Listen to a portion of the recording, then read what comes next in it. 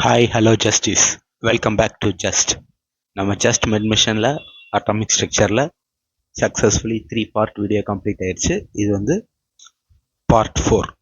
இதுக்கு முன்னாடி அந்த 3 பார்ட்ஸ் பார்க்காட்டி அதை பார்த்துருங்க, நம்ம சேனலில் அப்லோட் ஆயிடுச்சு. ஸோ இப்போ நம்ம வந்து கடைசி பார்ட்டில் வந்து அப் டு எது வரைக்கும் பார்த்தோம்னா ஃபோட்டோ எலக்ட்ரிக் எஃபெக்ட் வரைக்கும் பார்த்தோமா? ஓகே, ஐ ஹோப் உங்களுக்கு அந்த ஃபோட்டோ எலக்ட்ரிக் எஃபெக்ட் ஈக்குவேஷன் அதெல்லாம் புரிஞ்சிருக்கும்னு நினைக்கிறேன். ஸோ இப்போ அது வரைக்கும் பார்த்தாச்சு. இப்போ நம்ம அடுத்து பார்க்க போகிற இம்பார்ட்டண்ட்டான டாபிக் வந்து போர்ஸ் மாடல். இதை வச்சு தான் மேக்ஸிமம் கொஸ்டின்ஸ் வந்து நீட் ஜேஇ மேக்ஸிமம் வரும். ஸோ இது ஒரு இம்பார்ட்டண்ட்டான concept. Okay,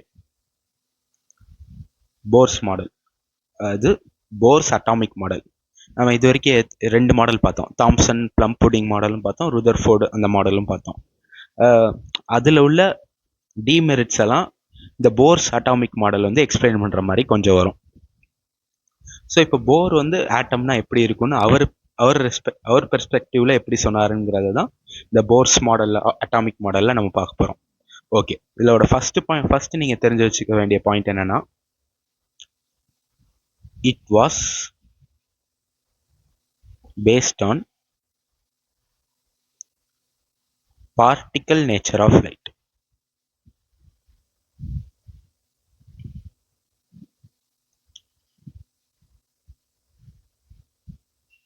force atomic model வந்து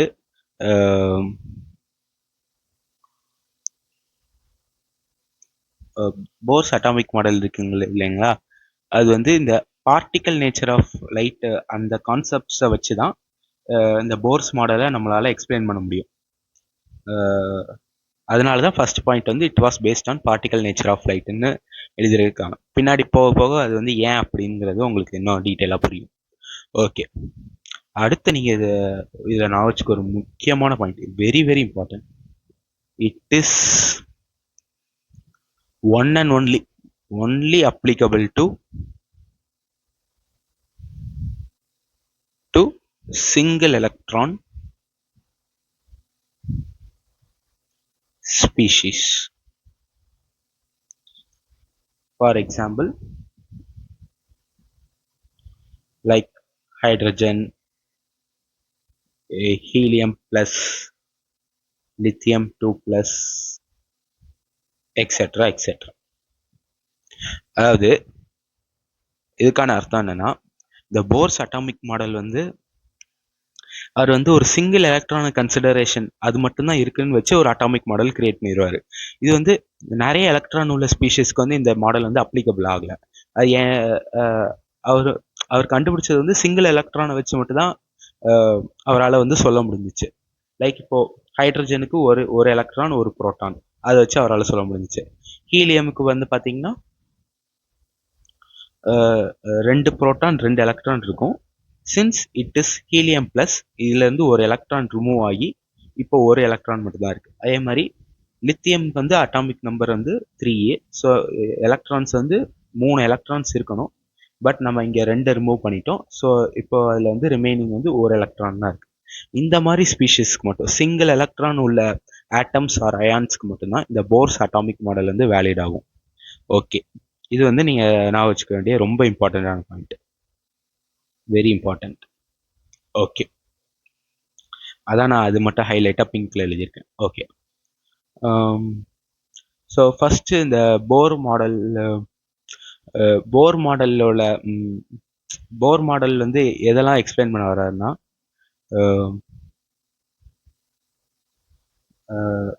இது மட்டும் போர் மாடல், இந்த 2 பாயிண்ட் அதோட இன்ட்ரடக்ஷன் மாதிரி. இதில் வந்து போர் மாடல் இந்த டாபிக் கீழே தான் நம்ம அவர் என்னென்னலாம் சொன்னாருங்கிறத பார்க்க போகிறோம். ஃபர்ஸ்ட் வந்து அவர் சொன்னது என்னன்னா, ஆட்டம் contains equal number of protons and electrons. Hence it is electrically neutral. இது நமக்கு ஆல்ரெடி எல்லாத்துக்கும் தெரிஞ்ச பாயிண்ட் தான். இது வந்து ப்ரீவியஸான தாம்சன் மாடல்லையும் சொன்னாங்க, ருதர்ஃபோர்ட் மாடல்லையும் சொன்னாங்க. ஸோ அதை பற்றி பிரச்சனை இல்லை, அவரும் அதையே சொன்னார். ஓகே, செகண்ட் பாயிண்ட் என்ன சொன்னார்?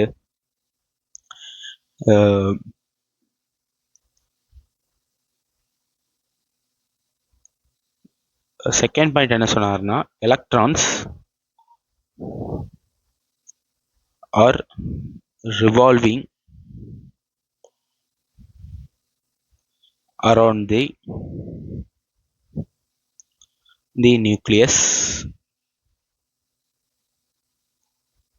in circular paths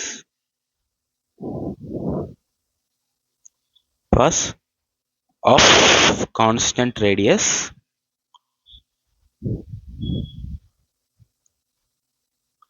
known as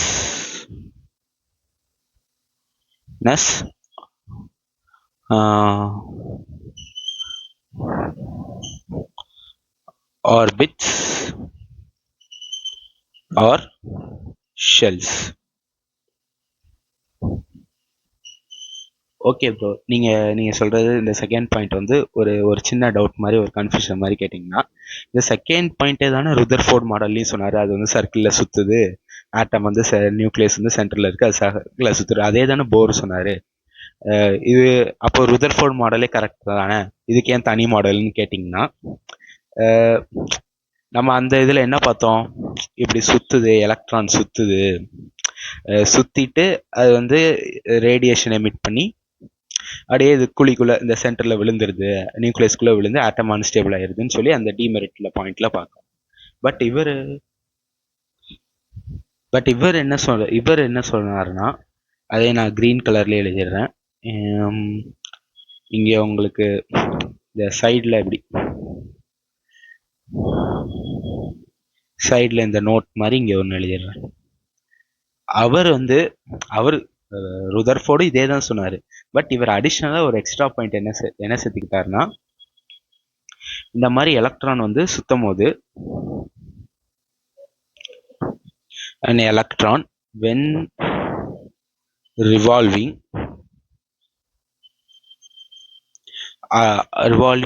in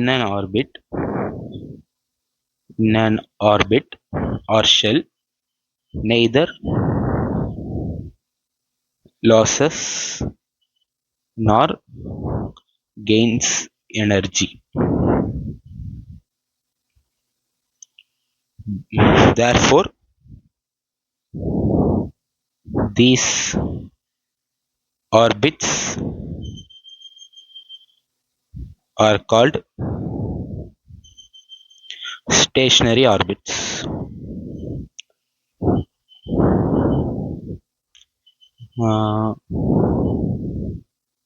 இந்த போர் மாடலே வந்து மெயினாக இந்த ஸ்டேஷனரி ஆர்பிட்டை வச்சு தான், அதைத்தான் அவர் மாற்றி எக்ஸ்பிளைன் பண்ணியிருப்பார்.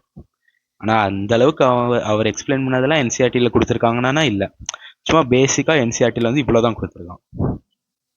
ஸோ அவர் என்ன சொல்லிட்டாரு, இந்த மாதிரி அவர் ருதர்ஃபோர்ட் சொன்னது கரெக்டு தான், எப்படி சுற்றுது, சர்க்குலரில் சுற்றுது, அதே தான் நானும் சொல்ல வரேன். பட் நான் இன்னும் அடிஷ்னல் என்ன சொல்ல வரேன்னா, அந்த ஆர்பிட்டில் சுற்றும் போது அது எனர்ஜி லூஸ் பண்ணாத மாதிரி ஒரு ஆர்பிட்டில் சுற்றுது. அந்த ஆர்பிட்லாம் வந்து அந்த ஆர்பிட் சின்ஸ் அந்த ஆர்பிட்னால அந்த எனர்ஜியை லூஸ் பண்ண முடியாததுனால, எனர்ஜி லூஸும் பண்ண முடியாது, கெயினும் பண்ண முடியாது. அந்த லூஸ் பண்ண முடியாத ஆர்பிட்டில் சுற்றுறதுனால அதை நம்ம வந்து ஸ்டேஷனரி ஆர்பிட்ஸ்ன்னு சொல்லி கன்சிடர் பண்ணி நம்ம வந்து சொல்லிக்கலாம் அப்படின்னு சொல்கிற மாதிரி ஒரு போர் மாடல் வந்து அவர் சொல்லி முடிச்சிட்டாரு. இது ஏன் ஸ்டேஷனரி ஆர்பிட்ஸ், ஏன் வந்து இந்த எலக்ட்ரான் வந்து எனர்ஜி லோஸ் பண்ண மாட்டேங்குன்னு நீங்கள் கேட்டிங்கன்னா, அதுக்கு வந்து ஒரு சின்னதாக ஒரு பேசிக் ஐடியா மாதிரி கொடுத்துருக்கேன். இது பின்னாடி தெளிவாக படிப்போம். டி பிராக்லின்னு ஒருத்தர் வந்தார். டி பிராக்லி என்ன சொன்னார்னா, உலகத்தில் நீங்கள் எந்த மேட்டர்னாலும் எடுத்துக்கோங்க, பீட் எலக்ட்ரான், புரோட்டான், நாங்கள் எல்லாத்துக்குமே நம்ம ஒரு மேட்டர்னு எடுத்துக்கிட்டா, எலக்ட்ரானும் ஒரு மேட்டர் தான், அதுக்கும் ஒரு மாஸ் இருக்கு, அதுவும் வந்து ஆட்டம்ல ஒரு வால்யூம் ஆக்குபை பண்ணுது. So it is also a matter. But அவர் வந்து என்ன சொல்ற, உலகத்தில் ஒரு மேட்டர்னு ஒன்று எடுத்துக்கிட்டா அதுக்கு வந்து ஒரு ஏதாவது ஒரு திங் வந்து ஏதாவது ஒரு திங் வந்து ஸ்பேஸ் அண்ட் வால்யூம் ஆக்குப்பை பண்ணி அதை நம்ம மேட்டர்னு கன்சிடர் பண்ணோம்னா அதுக்கு வந்து both particle as well as wave nature இருக்கும். ஸோ அதுக்கு அவர் என்ன ஃபார்முலா கொடுத்தாருன்னா lambda is equal to h by mv or h by p. ஏன்னா மொமெண்டம்னா மாஸ் இன்ட்டு வெலாசிட்டி. அவர் ஆக்சுவலி ஹச் பை பின்னு கொடுத்தாரு. நான் அந்த பிக்கு பதிலாக மொமெண்டம்க்கு பதிலாக மாஸ் இன்ட்டு வெலாசிட்டின்னு எழுதிக்கிறேன். ஓகே.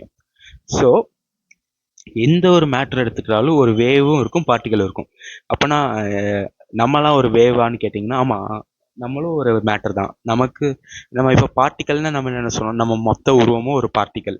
நம்ம ஒரு தனி என்டிட்டி, ஒரு பார்ட்டிக்கல். நம்மளால் வந்து எதையாவது தொட முடியும், அடிக்க முடியும், ஃபீல் பண்ண முடியும். நமக்கு வேவ் நேச்சர் இருக்கான்னு ப்ரோன்னு கேட்டிங்கன்னா இருக்குது. நம்ம நம்ம மூவ் ஆகும் போது நமக்கு வந்து வேவ் நேச்சர் இருக்கும். நம்ம இப்போ ஆனால் அந்த ஒரு பார்ட்டிக்கலுக்கு ஒரு மேட்டருக்கு வேவ் நேச்சர் இருக்கணும்னா அது it must move from one place to another. அது ஸ்டேஷனரியாக இருந்தால் அதுக்கு வந்து வேவ் நேச்சர் இருக்காது. அது மூவ் ஆகும்போது வேவ் நேச்சர் இருக்கும். அது வேவ்னா நம்ம மூவ் ஆகும்போது நமக்கு பின்னாடி ஒரு வேவ் மாதிரி கிரியேட் ஆகி இந்த மாதிரி வேவ் மாதிரி கிரியேட் ஆகி நம்ம அப்படியே மூவ் ஆகும்போது இந்த மாதிரி ஒரு வேவ் ஃபார்ம் ஆகும். ஆனால் ப்ரோ இது நமக்கு கண்ணுக்கே தெரிலன்னு கேட்டிங்கன்னா இந்த இது வந்து இன்வெர்ஸ்லி ப்ரொபோர்ஷனல் டு மாஸ். நம்மளோட மாஸ்லாம் in terms of KG, kilogram இப்படின்னு நம்மலாம் ரொம்ப ஹெவி ஆப்ஜெக்ட்ஸ். ஸோ வந்து நமக்கு வந்து மாஸ் வந்து ரொம்ப அதிகம். அதனால நம்மளோட வேவ் லென்த் வந்து ரொம்ப கம்மி. இன் டேர்ம்ஸ் ஒரு நானோமீட்டர் அளவுக்கு கூட இருக்காது, அதோட கம்மியாக இருக்கும். ஆம்ஸ்ட்ராங், பிக்கோமீட்டர், அதோட ஃபெம்டோமீட்டரோட கம்மியாக இருக்கும் நம்மளோட வேவ் லென்த்து. ஸோ அதனால் அதை நம்மளால் ஈஸியாக வந்து எந்த உள்ள நம்மளோட மிஷின்ஸாலேயோ இதாலேயோ நம்மளால் வந்து அதை பார்க்க முடியாது. பட் இதுவே நம்ம வந்து ஒரு எலக்ட்ரான் எடுத்துக்கிட்டோம்னா எலக்ட்ரானோட மாஸ் வந்து கிட்டத்தட்ட 9.11 இன்ட்டு 10⁻³ கேஜி. ஸோ இந்த 10⁻³ வந்து மேலே நியூமரேட்டரில் வந்துச்சுன்னா h இன்ட்டு 10⁻³ பை அந்த 9.11 இன்ட்டு வெலாசிட்டி, அது எந்த வேகத்தில் மூவ் ஆகுதோ அது அவ்வளோ பொறுத்து வரும். So into 10⁻³ times. அப்போ அதோட வேவ் வந்து ரொம்ப லார்ஜாக இருக்கும். ஸோ அதை நம்மளால் ஈஸியாக வந்து அதோட வேவ் நேச்சர் வந்து ஈஸியாக நம்மளால் ஐடென்டிஃபை பண்ண முடியும். ஸோ இந்த வேவ் நேச்சரை வச்சு தான் நம்மளால் ஒரு அட்டாமிக் மாடலை வந்து ஒரு முழுமைப்படுத்தி சொல்ல முடியும்னு சொல்லிட்டு குவாண்டம் மெக்கானிக்கல் மாடலில் படிப்போம். பட் இப்போதைக்கு நம்ம போர் சொன்னது வந்து பார்ட்டிக்கல் நேச்சரை வச்சு தான் எக்ஸ்பிளைன் பண்ணுவார். எலக்ட்ரான் வந்து பார்ட்டிக்கல், அதுக்கு வேவ் நேச்சர் கிடையாது, அந்த மாதிரி வச்சு தான் எக்ஸ்பிளைன் பண்ண வருவார். பட் குவாண்டம் மெக்கானிக்கல் மாடலில் எலக்ட்ரானுக்கு வேவ் நேச்சரும் இருக்குங்கிறத டி ப்ராக்லி ஹைபாத்தசிஸ் மூலயமா குவாண்டம் மெக்கானிக் மாடலில் வச்சு ஒரு நியூ அட்டாமிக் மாடல், இதுதான் ஃபைனல் அட்டாமிக் மாடல். இதுக்கு மேலே ஃபர்தராக எந்த அட்டாமிக் மாடலும் கண்டுபிடிக்கல. ஸோ வேவ் நேச்சரை வச்சு ஒரு ஆர்பிட்ஸ், ஆர்பிட்டல்ஸ், எலக்ட்ரான்ஸ் எப்படி மூவ் ஆகுது, ஆட்டம்னா எப்படி இருக்குன்னு சொல்லி குவாண்டம் மெக்கானிக்கல் மாடல் தான் ஒரு ஃபைனலாக ரொம்ப மோஸ்ட் அக்யூரேட்டாக கொடுத்தது. பட் அவங்க வந்து இந்த ஸ்டேஷனரி ஆர்பிட்கான மீனிங் வந்து என்ன சொல்ல வராங்கன்னா, இப்படி ஒரு ஆர்பிட்னு வச்சுப்போமே, ஆர்பிட்ல இப்படி ஒரு எலக்ட்ரான் வந்து ரிவால்வ் ஆகுது. இப்படி ரிவால்வ் ஆகி அப்படியே இங்கிட்டு வருது, அப்படியே வருதுன்னு வச்சுக்கோங்க. இந்த இடத்துல இந்த எலக்ட்ரான் வந்து ஒரு வேவை கிரியேட் பண்ணும். அந்த வேவ் வந்து இப்படி சர்க்கிள் இப்படி இருக்குன்னு வச்சுக்கோங்களேன். இந்த வேவ் வந்து என்ன வேவ்னா ஸ்டேஷனரி வேவ். இது ஸ்டேஷனரி வேவ்னா என்னன்னு சொல்லி பிசிக்ஸ்ல படிப்பீங்க. அதாவது ஸ்டேஷனரி வேவ்னா என்னன்னா ஒரு ஒரு ஒரு கயர் இருக்கு. அந்த கயரை வந்து நீங்க வந்து இந்த இடத்துல வந்து அப்படியே இது பண்ணி விடுறீங்க. இது பண்ணி விட்டீங்கன்னா அது அப்படியே இப்படி ஒரு வேவ் நேச்சர்ல அப்படி போய் அந்த பக்கம் உள்ள செவுத்துல முட்டி இதுவும் வந்து இங்க முட்டினதுனால இது இங்க ஒரு வேவ் ஜெனரேட் பண்ணி மறுபடியும் இது இந்த சைட்ல இப்படி ஒரு வேவ் சுத்தும். இப்படி இந்த ரெண்டு வேவும் மாறி மாறி இப்படி வந்துட்டு இருக்க சமயத்துல ஒரு கட்டத்துல என்ன ஆகும்னா இது ஒன்னுக்கு ஒன்று கொலைட் ஆகும் போது இந்த மாதிரி ஒரு வேவ் கிரியேட் ஆகும். இப்படி ஒரு வேவ் கிரியேட் ஆகும். ஸோ இந்த வேவுக்கு என்ன நேச்சர்னா இந்த வேவ் தான் நம்ம ஸ்டேஷனரி வேவ்னு சொல்லுவோம். அது எப்போ ஒன்றுத்துக்கு ஒன்று கன்ஸ்ட்ரக்டிவ் இன்டர்ஃபரன்ஸ்ன்னு சொல்லுவாங்க. இப்படி போயிட்டு இருக்க வேவு இங்க சைடில் உள்ள இதில் வந்து ரிஃப்ளெக்ட் ஆகி திருப்பி வந்து இந்த ரெண்டு வேவும் ஒன்றுக்கு ஒன்று மோதுறதுனால நமக்கு வந்து ஒரு கன்ஸ்ட்ரக்டிவ் இன்டர்ஃபரன்ஸ் நடந்து ரெண்டு வேவும் ஒன்றா சேர்ந்து மூவ் ஆகாது. இப்படி அதுக்கு பதிலாக ஒரே இடத்துல இப்படி மேலே கீழேன்னு ரொம்ப அதிகமான ஆம்ப்ளிடியூட்னா எந்த அளவுக்கு மீன் பொசிஷன்லேருந்து அதிகமான டிஸ்டன்ஸ் போதும் அதான் ஆம்ப்ளிடியூட். ஸோ அதிகமான ஆம்ப்ளிடியூட்ல வந்து இந்த சைடு எந்த சைடும் மூவ் ஆகாமல் அதே இடத்துல மேலே கீழே அப்படி அப்படி போயிட்டே இருக்கும். அதுதான் நம்ம வந்து ஸ்டேஷனரி வேவ்னு சொல்லுவாங்க. ஸோ அந்த ஸ்டேஷனரி வேவ் பற்றி வேவ்னு எடுத்துக்கிட்டாலே அதுக்கு போத் எனர்ஜி அண்ட் மொமெண்டம் இருக்கும். So stationary wave also have energy, but it does not move from one place to another. So இந்த எனர்ஜி வந்து அதே இடத்துல அப்படியே ஸ்டோர் ஆகியிருக்கும், அந்த இடத்த விட்டு வெளியே போகாது. அதே தான் வந்து குவாண்டம் மெக்கானிக்கல் மாடலில் வந்து எக்ஸ்பிளைன் பண்ணியிருப்பாங்க. இந்த எலக்ட்ரான் வந்து எமிட் பண்ணுற வேவ் வந்து ஒரு ஸ்டேஷனரி வேவாக இருக்குது அது ஆர்பிட்டில் இருக்கும் போது. சின்ஸ் ஸ்டேஷனரி வேவாக இருக்கிறதுனால அதோட எனர்ஜி வந்து அதே இடத்துல நிலைத்தன்மையாக நின்றுக்குது, வெளியே எமிட் ஆகலை. அதுதான் வந்து quantum mechanical model de Broglie hypothesis வச்சு எக்ஸ்பிளைன் பண்ணியிருப்பாங்க. பட் போருக்கு வந்து இந்த நாலேஜ் இல்லை, இந்த நாலேஜ் அவர் வந்து சொல்லலை. அவர் வந்து ஜஸ்ட் வந்து ஒரு ஸ்டேஷனரி ஆர்பிட்ல சுற்றுது, அந்த ஆர்பிட்ல வந்து எனர்ஜி லாஸ் ஆகலைன்னு சொல்லி ஒரு சிம்பிள் மொட்டைக்கட்ட டெஃபினேஷனாக முடிச்சிட்டாரு. ஸோ வந்து இதுதான் வந்து அதுக்கான ஆக்சுவல் மீனிங். ஸோ இதை மறுபடியும் இன்னொரு வாட்டியும் டி ப்ராக்லி ஹைப்போதிசிஸ் நடத்தி எக்ஸ்பிளைன் பண்ணுறேன். இப்போ உங்களுக்கு புரிஞ்சிருக்கும்னு நினைக்கிறேன். மறுபடியும் நான் எக்ஸ்பிளைன் பண்ணுவேன், இன்னும் கொஞ்சம் டீட்டெயிலாக இதை வச்சு எப்படி கிராஃப் கேட்பாங்க அதெல்லாம் எக்ஸ்பிளைன் பண்ணுவேன். ஓகே, இப்போதைக்கு அது உங்களுக்கு புரிஞ்சிருக்கும்னு நினைக்கிறேன். இது வந்து நீங்கள் இம்பார்ட்டண்ட்டாக நான் வச்சுக்க வேண்டிய செகண்ட் பாயிண்ட். ஸோ இப்போ தேர்ட் பாயிண்ட் என்னன்னா, கொஞ்சம் கீழே எழுதிப்போமா.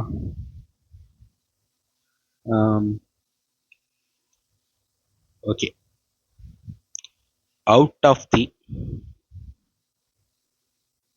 infinite orbits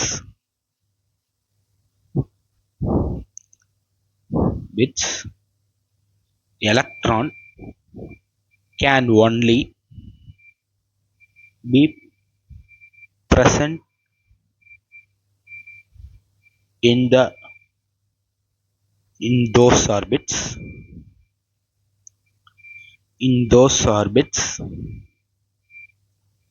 in which its angular momentum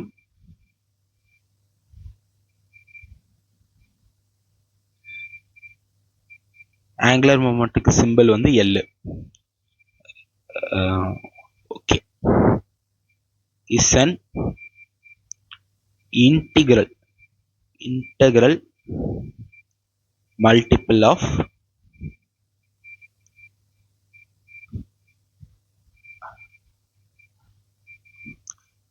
h by 2pi. இங்கே hங்கிறது பிளாங்க் கான்ஸ்டன்ட் தான். இந்த h by 2pi, இந்த h by 2piயை நம்ம வந்து இன்னொன்று எப்படி சொல்லலாம்னா ஆர் h bar. அதாவது சும்மா ஒரு சிம்பிளிஃபிகேஷன் தாண்டி h பார்னா h by 2pi பெருசாகவே எழுதுறேன்.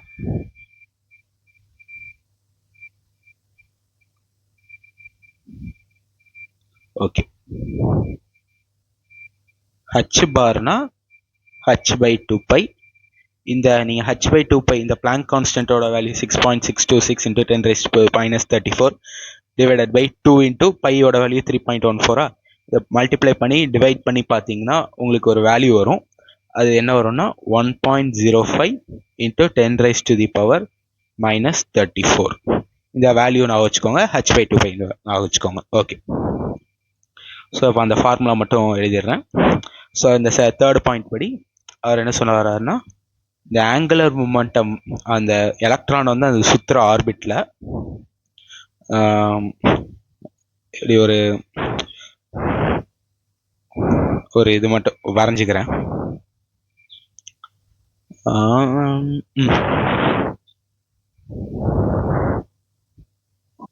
ஸோ ஓகே கைஸ், நான் அந்த டயக்ராம் வரைஞ்சிட்டேன்.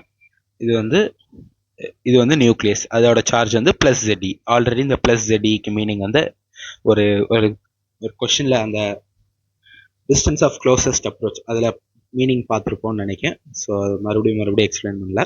ஓகே, ஸோ இந்த எலக்ட்ரான் வந்து ஒரு எலக்ட்ரான் வந்து அப்படியே இங்கிட்ட சுற்றி இப்படி வருது. ஓகே, இப்போ நான் ஆல்ரெடி என்ன சொல்லியிருக்கேன், ஒரு ஆப்ஜெக்ட் வந்து ஏதாவது ஒரு பார்ட்டிக்கல் வந்து சர்க்குலர் மோஷனை சுற்றணும்னா அதை சென்டரை நோக்கி ஒரு ஆக்சலரேஷன் இருக்கும்னு சொல்லியிருக்கேன், சென்ட்ரிபிட்டல் ஆக்சலரேஷன். சின்ஸ் வந்து ஆக்சலரேஷன் இருந்தால் அங்கே ஒரு ஃபோர்ஸும் இருக்கும் இல்லையா?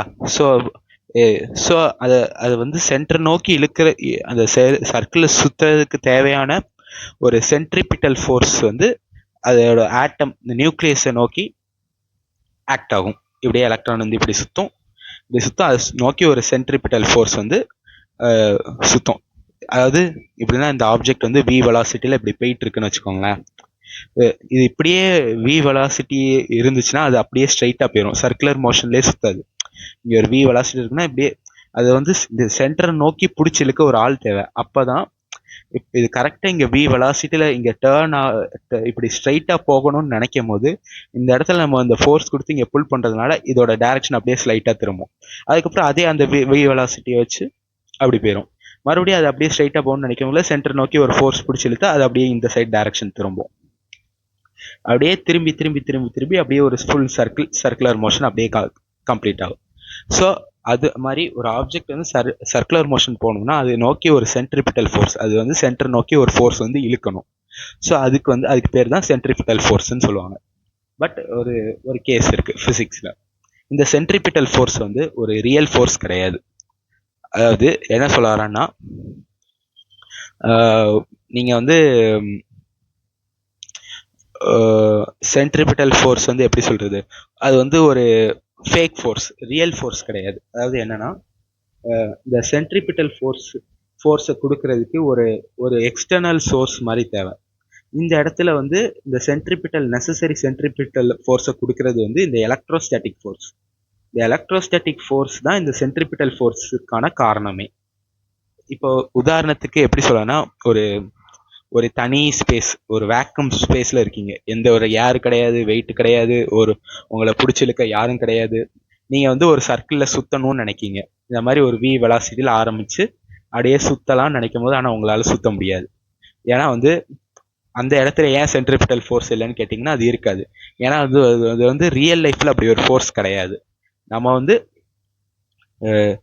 ஒரு சென்டரை நோக்கி இழுக்கக்கூடிய ஃபோர்ஸை வந்து நம்ம சென்ட்ரிபிட்டல் ஃபோர்ஸ்ன்னு சொல்லி நம்மளா பேர் சூட்டிக்கிட்டது. ஆனால் ரியல் லைஃப்பில் சென்ட்ரிபிட்டல் ஃபோர்ஸ்ன்னு ஒன்று கிடையாது. ஒரு உதாரணத்துக்கு சொல்ல போனால், இப்போ இங்கே ஒரு பாயிண்ட்ல வந்து நான் இங்கே வந்து ஒரு கயிறு கட்டியிருக்கேன். கயிறு கட்டி அவன் கயிறை பிடிச்சி அப்படியே சுற்றி வரான். இவனுக்கு வந்து ஒரு சென்ட்ரிபிட்டல் ஃபோர்ஸ் இங்கே ஆக்ட் ஆகும்னு நான் சொன்னேன்னா ஓகே. பட் இங்கே இந்த சென்ட்ரிபிட்டல் ஃபோர்ஸ் வந்து தானாக உருவாகி இவனுக்கு வந்து இவனை பிடிச்சி இழுக்காது. இப்போ இந்த கயிறை பிடிச்சி இழுக்கிறதுனால அந்த இடத்துல ஒரு டென்ஷன் ஃபோர்ஸ் இருக்கும். இதெல்லாம் என்னன்னு லாஸ் ஆஃப் மோஷனில் படிப்பீங்க, இருந்தாலும் ஜஸ்ட் இதை நான் வச்சுக்கோங்க. இந்த ஒயரை பிடிச்சி அவன் இழுக்கிறதுனால அங்கே வந்து அந்த ஒயரில் வந்து ஒரு டென்ஷன் உருவாகும். அந்த டென்ஷன் ஃபோர்ஸ் வந்து இப்படி சென்டரை நோக்கி ஆக்ட் ஆகும். ஏன்னா வந்து இவன் வந்து இப்படி பிடிச்சி இழுக்கிறது இந்த சைடில். ஸோ இந்த டென்ஷன் ஃபோர்ஸ் வந்து அந்த பிடிச்சி இழுக்கிறத கம்மி பண்ண பார்க்கும். ஸோ அதனால அது வந்து அவனுக்கு ஆப்போசிட் டைரக்ஷன் இந்த சைடில் ஆக்ட் ஆகும் டென்ஷன் ஃபோர்ஸ். ஸோ இந்த டென்ஷன் ஃபோர்ஸ் தான் இங்கே வந்து centripetal force. Here tension is centripetal force. அந்த டென்ஷன் ஃபோர்ஸ் தான் சென்ட்ரிபிட்டல் ஃபோர்ஸ் தருது. அதை வச்சு அவன் வந்து அப்படியே அந்த சர்க்கிளை சுற்றி வரான். அதே மாதிரி இங்கே வந்து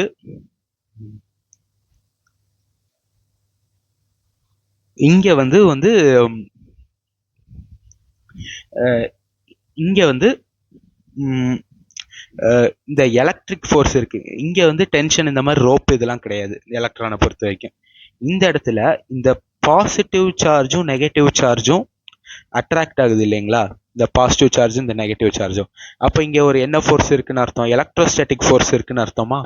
அந்த எலக்ட்ரோஸ்டாட்டிக் ஃபோர்ஸ் தான் கரெக்டான அந்த சென்ட்ரிபிட்டல் ஃபோர்ஸ்க்கான வேல்யூ தருது. அதான் அதுக்கான மீனிங். ஐ ஹோப் உங்களுக்கு அது புரிஞ்சிருக்கும்னு நினைக்கிறேன். எக்ஸ்ட்ரீம்லி சாரி கைஸ், நான் வந்து இந்த டயக்ராம் வரைஞ்சதுனால வேற ஒரு டாபிக் போயிட்டேன். ஃபர்ஸ்ட் இதுக்கான ஃபார்முலாவே நம்ம பார்க்கல பாருங்களேன். Very very extremely sorry. So இது பார்த்துட்டு கீழே தான் இந்த டாபிக் வரும். Okay sorry.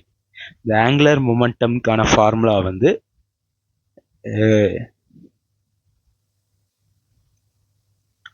NH by 2 pi or நம்ம NH barன்னு சொல்லிக்கலாம். where n is the orbit number, first orbit, second orbit, third orbit அப்படின்ட்டு. இன்டெக்ரல் மல்டிபிள் ஒரு பாயிண்ட் வேல்யூ இருக்கக்கூடாது, ஒரு ஹோல் நம்பர் வேல்யூ தான் இருக்கணும். 3, 4, 5. ஆனால் அதுக்குன்னு 1.5 இப்படின்னு இருந்தால் தப்பு. இப்படி இருக்கக்கூடாது, ஒரு ஹோல் நம்பராக வரணும். ஸோ இவர் என்ன சொல்ல வர்றாருன்னா, இந்த எலக்ட்ரான் வந்து இந்த மாதிரி ஒரு ஆர்பிட்ல சுத்துது, அதுக்கு வந்து சென்ட்ரிபிட்டல் ஃபோர்ஸ் இருக்கு, அது வந்து எலக்ட்ரோஸ்டாட்டிக் ஃபோர்ஸ் இந்த மாதிரி சுத்துது. ஸோ இந்த ஆர்பிட்ல வந்து இந்த சின்ஸ் வந்து இந்த எலக்ட்ரான் சுத்துறதுனால இதுக்கு வந்து ஒரு ஆங்குலர் மொமெண்டம் இருக்கும். ஸோ அந்த ஒரு பார்ட்டிக்கல் எப்போ வந்து ஒரு சர்க்குலர் மோஷன்ல சுத்துதோ அதுக்கு வந்து ஆங்குலர் மொமெண்டம் இருக்கும். அதோட ஃபார்முலா வந்து MVR. இங்க வந்து போர் மாடல் என்ன சொல்ல வர்றாருன்னா, அந்த ஆர்பிட்ல உள்ள ஆங்குலர் மொமெண்டம் வந்து அந்த ஆர்பிட்டோட number multiplied by h/2 pi அந்த வேல்யூக்கு ஈக்குவலா இருந்தாதான் அது வந்து ஒரு ஸ்டேஷனரி ஆர்பிட். அந்த ஆர்பிட்ல தான் எலக்ட்ரானால ரிவால்வ் ஆக முடியும்னு சொல்லி போர் மாடல் வந்து சொல்றாரு. அதான் L = NH/2 pi. இப்போ வந்து செகண்ட் ஆர்பிட்ல மூவ் ஆக முடியும்னா முடியும். இங்க வந்து N = 2. ஸோ செகண்ட் ஆர்பிட்ல எலக்ட்ரான் இருக்கும்னா இருக்க பாசிபிள் இருக்கு. பட் N வந்து 1.5 இருந்தா எலக்ட்ரான் இருக்குமானா நோ சான்ஸ். அந்த இடத்துல வந்து எலக்ட்ரான், அந்த ஆர்பிட் வந்து ஸ்டேபிள் கிடையாது, அது வந்து ஸ்டேஷனரி ஆர்பிட் கிடையாது. அந்த இடத்துல எலக்ட்ரானால ரிவால்வ் ஆக முடியாது. ஸோ அதான் இந்த ஆங்குலர் மொமெண்டம். ஸோ அந்த இடத்துல ஆங்குலர் மொமெண்டம் வந்து NH/2 pi இருக்கணும். வேற N வந்து ஏதாவது ஒரு ஹோல் நம்பர், 0வா இருக்கக்கூடாது. 1, 2, 3, 4. ஓகே. ஸோ நம்ம ஆங்குலர் மொமெண்டமா இன்னொன்று MVRன்னு பார்த்தோமா, இந்த MVR = NH/2 pi இப்படின்னு எழுதிக்கலாம்.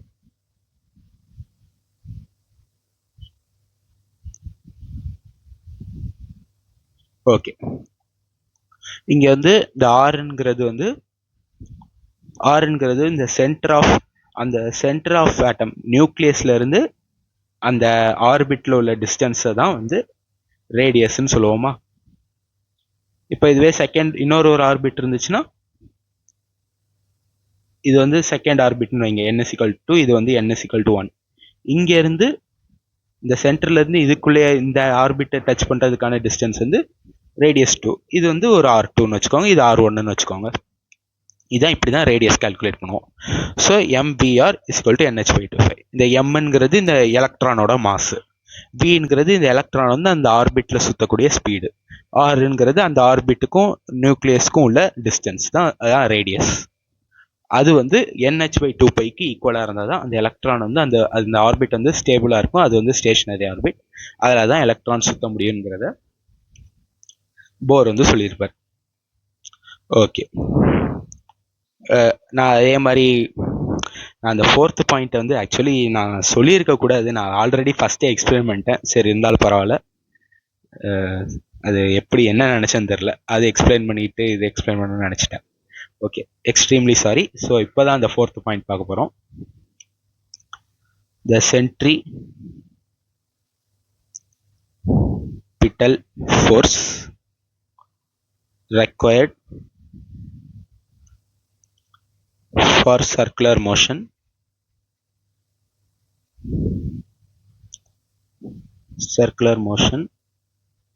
of an electron is provided by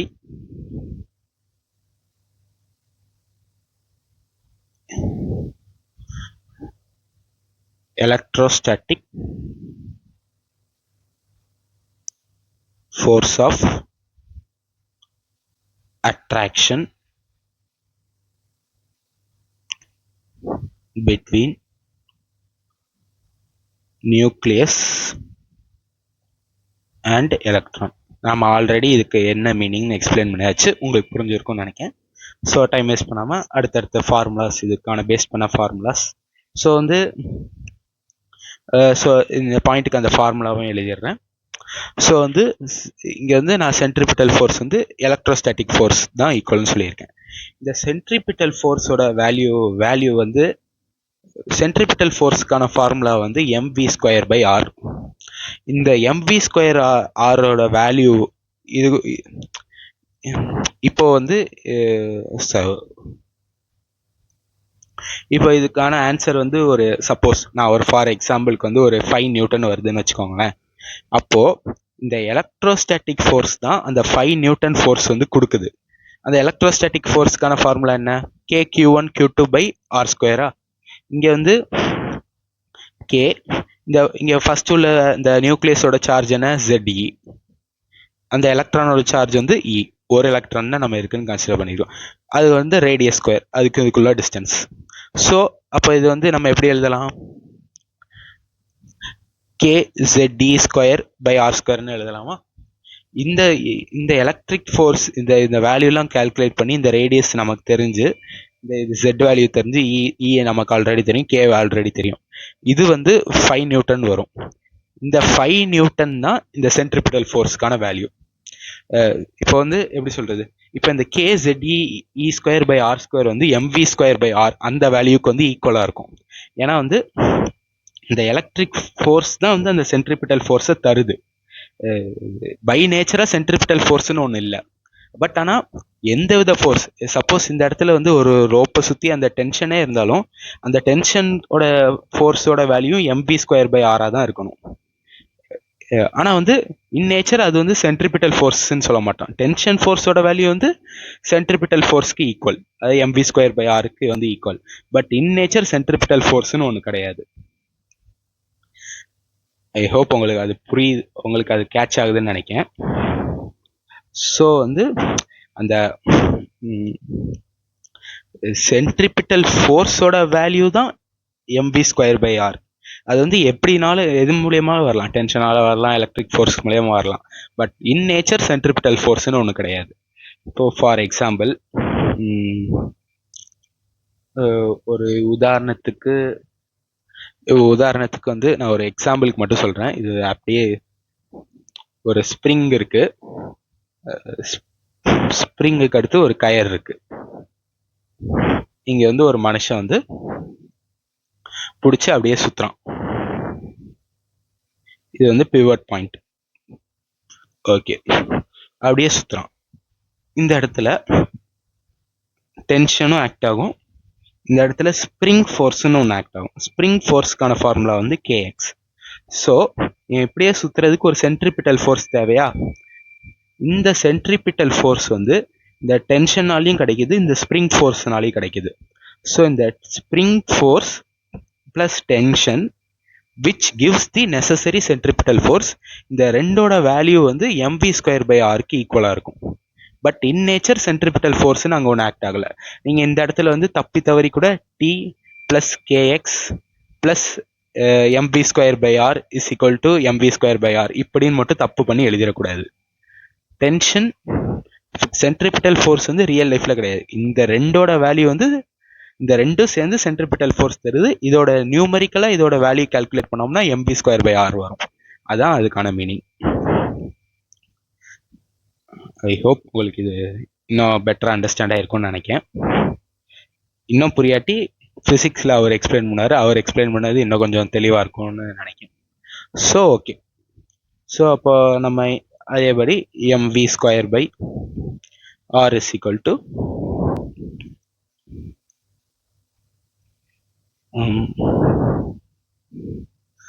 ஒரே ஒரு நிமிஷம். Okay, kZd²/r².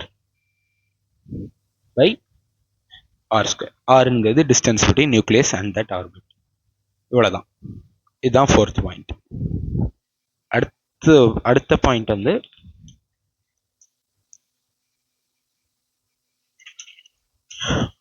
ஒரே ஒரு நிமிஷம். அடுத்து வந்து when an electron jumps. Okay, இது வந்து ஒரு முக்கியம்.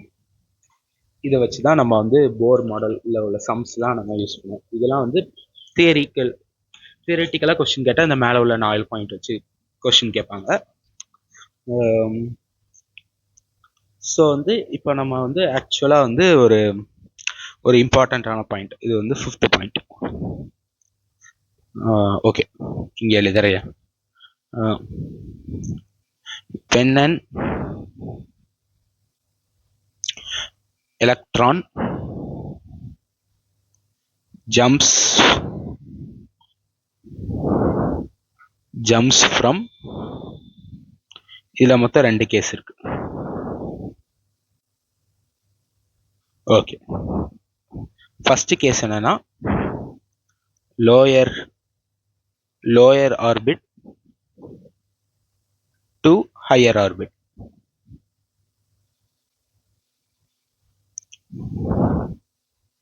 இந்த இடத்துல வந்து absorbs energy.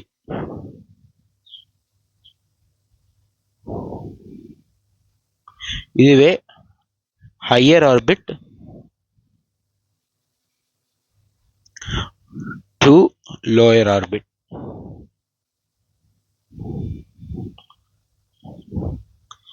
emits energy.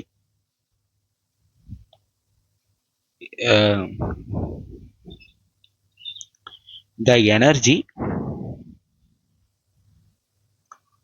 emitted or observed is equal to energy gap or energy difference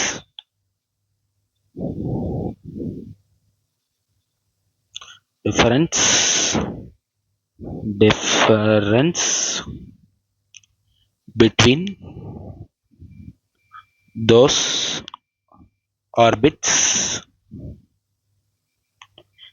neither less or more. Okay, இப்போ இதுக்கான மீனிங், இந்த ஃபிஃப்த் பாயிண்ட்டுக்கான மீனிங் வந்து பார்ப்போமே. ஓகே,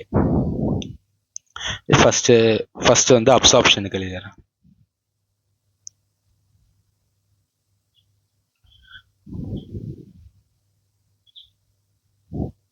இது வந்து நியூக்ளியஸ்னு வச்சுக்கோங்க. இது வந்து அதை சுற்றி உள்ள ஆர்பிட். ஒரு எக்ஸாம்பிளுக்கு வந்து எவ்வளோ ஆர்பிட்னாலும் இருக்கலாம், இன்ஃபைனைட் ஆர்பிட்ஸ் கூட இருக்கலாம் ஒரு ஆட்டமை சுற்றி. பட் நான் இங்கே வந்து வெறும் 2 ஆர்பிட்ஸ் மட்டும் இருக்கிறதா கன்சிடர் பண்ணிக்கிறேன். இது வந்து ஃபர்ஸ்ட் ஆர்பிட், இது வந்து செகண்ட் ஆர்பிட். ஓகே, போர் மாடல் வந்து சிங்கிள் எலக்ட்ரானுக்கு தான் வேலிட் ஆகும். இங்கே வந்து ஒரு எலக்ட்ரான் இருக்கு. இந்த எலக்ட்ரான் வந்து இந்த ஃபர்ஸ்ட் ஆர்பிட்ல இருந்து செகண்ட் ஆர்பிட்டுக்கு ஜம்ப் ஆகணும்னு நம்ம நினைக்கிறோம்னு வச்சுக்கோங்களேன். ஸோ இப்படி ஜஸ்ட் ரேண்டமாக அது வந்து அப்படியே ஒரு இதுலேருந்து இப்படி பாஞ்சிட முடியாது. இப்போ நீங்களே வந்து ஒரு இடத்துலேருந்து இன்னொரு இடத்துக்கு வந்து ஒரு ஹை ஜம்ப் பண்ணணும்னா உங்களுக்கு ஏதாவது ஒரு சாப்பாடு ஏதாவது வந்து ஒரு எனர்ஜி தேவை. அதே மாதிரி தான் எலக்ட்ரானுக்கும். ஸோ இது வந்து இந்த சின்ன, அதாவது ஒரு எலக்ட்ரான் வந்து எந்த அளவுக்கு பாசிட்டிவ் சார்ஜ் கிட்ட இருக்கோ அப்போதான் அதுக்கு வந்து பொட்டன்ஷியல் எனர்ஜி கம்மியாக இருக்கும். அது வந்து ரொம்ப ஸ்டேபிளாக இருக்கும். அப்படியே ஆர்பிட் தள்ளி தள்ளி தள்ளி தள்ளி போக போக அதோட எனர்ஜி வந்து கூடிட்டே போகும். ஏன்னா வந்து அது வந்து நியூக்ளியஸ் விட்டு வெளியே ஃபாராகவே போகுது. ஃபாராகவே போகும்போது என்ன ஆகும்னா உங்களுக்கு வந்து பொட்டன்ஷியல் எனர்ஜி இன்க்ரீஸ் ஆகும். அந்த எலக்ட்ரான் வந்து அன்ஸ்டேபிள் ஆகிட்டே போகும். ஸோ வந்து எல்லாருக்குமே வந்து ஒரு ஸ்டேபிள் பொசிஷன், நல்ல வசதியான பொசிஷனில் இருக்கணும் தான் எல்லாரோட எய்மும். ஸோ வந்து இப்போ இது வந்து அதோட மோஸ்ட் ஸ்டேபிள் பொசிஷன்ல இருந்து கொஞ்சம் அதுக்கடுத்த அன்ஸ்டேபிள் பொசிஷனுக்கு போக ட்ரை பண்ணுது. அது வந்து சும்மா அதை வந்து அப்படி போகணும்னு தள்ளிட முடியாது. அதுக்கு வந்து நீங்கள் ஒரு எனர்ஜி கொடுத்து அது ஊட்டி விட்டுற மாதிரி அதுக்கு ஒரு எனர்ஜி கொடுத்தாதான் அது வந்து அந்த எனர்ஜி தாங்க முடியாமல் அதை எமிட் பண்ணணும், அதை அப்சர்வ் பண்ணிட்டு அடுத்த இதுக்கு குதிச்சிரும். ஸோ இந்த மாதிரி இந்த ஆர்பிட்லேருந்து இன்னொரு ஆர்பிட்டு குதிக்கணும்னா அதுக்கு வந்து ஒரு எனர்ஜி தேவை. அந்த எனர்ஜியோட வேல்யூ எவ்வளோ வரும்னு கேட்டிங்கன்னா, இந்த 2 ஆர்பிட் இருக்குல்ல,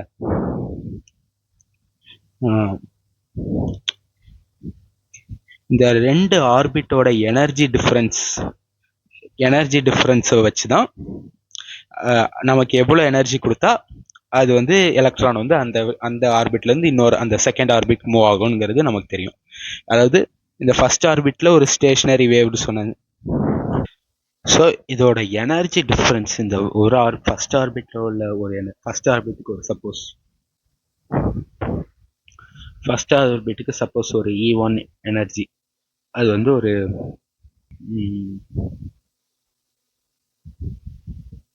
-6 எலக்ட்ரான் வோல்ட் இருக்குன்னு வச்சுக்கோங்க. அதே மாதிரி E2 வந்து ஒரு -5 எலக்ட்ரான் வோல்ட் இருக்குன்னு வச்சுக்கோங்க.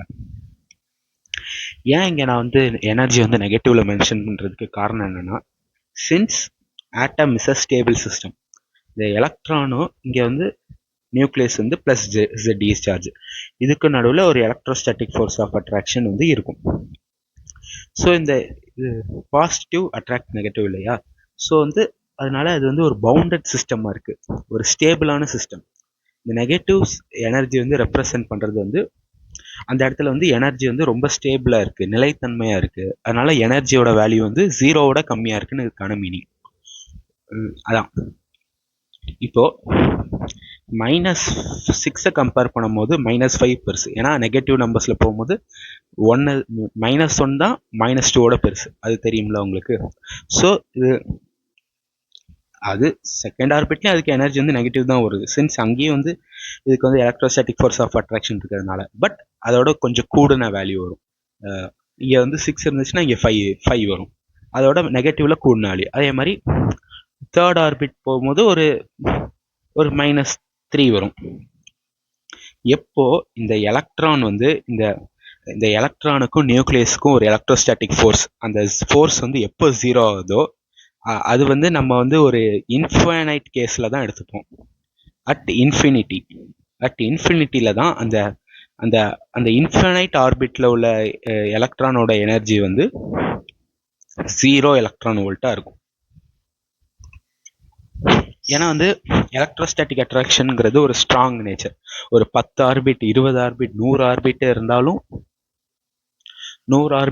அங்கே வந்து நியூக்ளியஸ்க்கும் எலக்ட்ரானுக்கும் அந்த எலக்ட்ரோஸ்டாட்டிக் ஃபோர்ஸ் இருக்க தான் போகுது. நம்ம ஒரு அசம்ஷன் கேஸில் இன்ஃபைனைட் ஆர்பிட்ஸ் இருக்குது அந்த நியூக்ளியஸை சுற்றின்னு அசியூம் பண்ணிக்கிட்டு, அந்த எலக்ட்ரான் எப்போ அந்த இன்ஃபைனைட் ஆர்பிட்டில் இருக்கோ அப்போ அதோட ரேடியஸ் வந்து which is almost equal to infinity, இந்த நியூக்ளியஸ்க்கும் அந்த இன்ஃபைனைட் ஆர்பிட்குள்ள ரேடியஸ் டிஸ்டன்ஸ். அப்போ வந்து அந்த எலக்ட்ரோஸ்டாட்டிக் ஃபோர்ஸ் வந்து kZd² by R வந்து infinity square is nothing but infinity. Anything divided by இன்ஃபினிட்டினா அதோட வேல்யூ வந்து 0 வரும். ஸோ அந்த இடத்துல வந்து ஒரு ஜென்ரல் ஒரு ஐடியலிஸ்டிக் கேஸில் வந்து எலக்ட்ரோஸ்டாட்டிக் ஃபோர்ஸ் 0 ஆயிடுது. அந்த இடத்துல வந்து அந்த எலக்ட்ரான் வந்து ஒரு ஃப்ரீ எலக்ட்ரான் இருக்கும், அந்த எந்த ஒரு அட்ராக்ஷன் இல்லாமல் அப்படியே ஃப்ரீயாக சுற்றும். அப்போ அதோட எனர்ஜி 0 எலக்ட்ரான் வோல்ட்டாக இருக்கும். இதுவே வந்து அதோட அந்த நியூக்ளியஸோட இன்ஃப்ளூயன்ஸ் எவ்வளோ, ஒரு 100,000th ஆர்பிட்டில் இருந்தாலும், சப்போஸ் அது வந்து ஒரு 100th ஆர்பிட்டில் இருக்குன்னு அசியூம் பண்ணிக்கோங்க, அதோட எனர்ஜி மேபி ஒரு 0.2 எலக்ட்ரான் வோல்ட்டாக இருக்கலாம், ஒன்றும் தப்பு இல்லை. ஆனால் நெகட்டிவில் தான் இருக்கும், பாசிட்டிவில் இருக்காது. ஏன்னா this is a bounded system, அதுக்கு வந்து எனர்ஜி வந்து நெகட்டிவாக தான் இருக்கும். ஸோ இதுக்கு ஒரு -6 எலக்ட்ரான் வோல்ட் எனர்ஜி, இதுக்கு வந்து ஒரு -5 எலக்ட்ரான் வோல்ட் எனர்ஜி இருக்குன்னு அசியூம் பண்ணிக்கிட்டிங்கன்னா, எப்போ இந்த எலக்ட்ரான் வந்து நான் ஆல்ரெடி சொன்ன மாதிரி இந்த இடத்துல இருந்து ஒரு எனர்ஜி கொடுத்தா தான் வந்து ஜம்ப் ஆகும்னு சொல்லிட்டேன். அந்த எனர்ஜியை நம்ம எந்த ஃபார்மில் கொடுக்க போகிறோம்னா லைட் ரேடியேஷன், லைட் வச்சு அந்த எனர்ஜி கொடுக்க போகிறோம். சின்ஸ் இட் இஸ் லைட், நான் எல்லோ கலரில் ஆனால் எழுதிடுறேன். லைட் ரேடியேஷனில் வந்து அந்த எனர்ஜி டிஃப்ரென்ஸ் கொடுக்க போகிறோம். அந்த energy difference E2 - E1, E2 வந்து -5 இன்ட்டு -6. அப்போ 6 இன்ட்டு +, 6 -5, ஒரு எலக்ட்ரான் வோல்ட் உள்ள லைட் எனர்ஜியை வந்து அந்த எலக்ட்ரானுக்கு கொடுத்தோம்னா அந்த ஃபோட்டானும் அந்த எலக்ட்ரானும் கொலைட் ஆகி அந்த எலக்ட்ரான் வந்து செகண்ட் ஆர்பிட்குள்ளே நுழைஞ்சிரும். எப்போ அந்த லைட்டோட எனர்ஜி வந்து ஒரு எலக்ட்ரான் வோல்ட்டுக்கு ஈக்குவலாக இருக்கும் போது. ஸோ ΔEனா இந்த ஃபைனல் ஸ்டேட், அந்த ஃபைனல் எந்த ஆர்பிட்டுக்கு போதோ அதோட எனர்ஜி மைனஸ் இனிஷியலாக அது எந்த ஆர்பிட்டில் இருந்துச்சோ அதோட எனர்ஜி. ஸோ இந்த கேஸில் அப்சார்ப்ஷன் கேஸில் for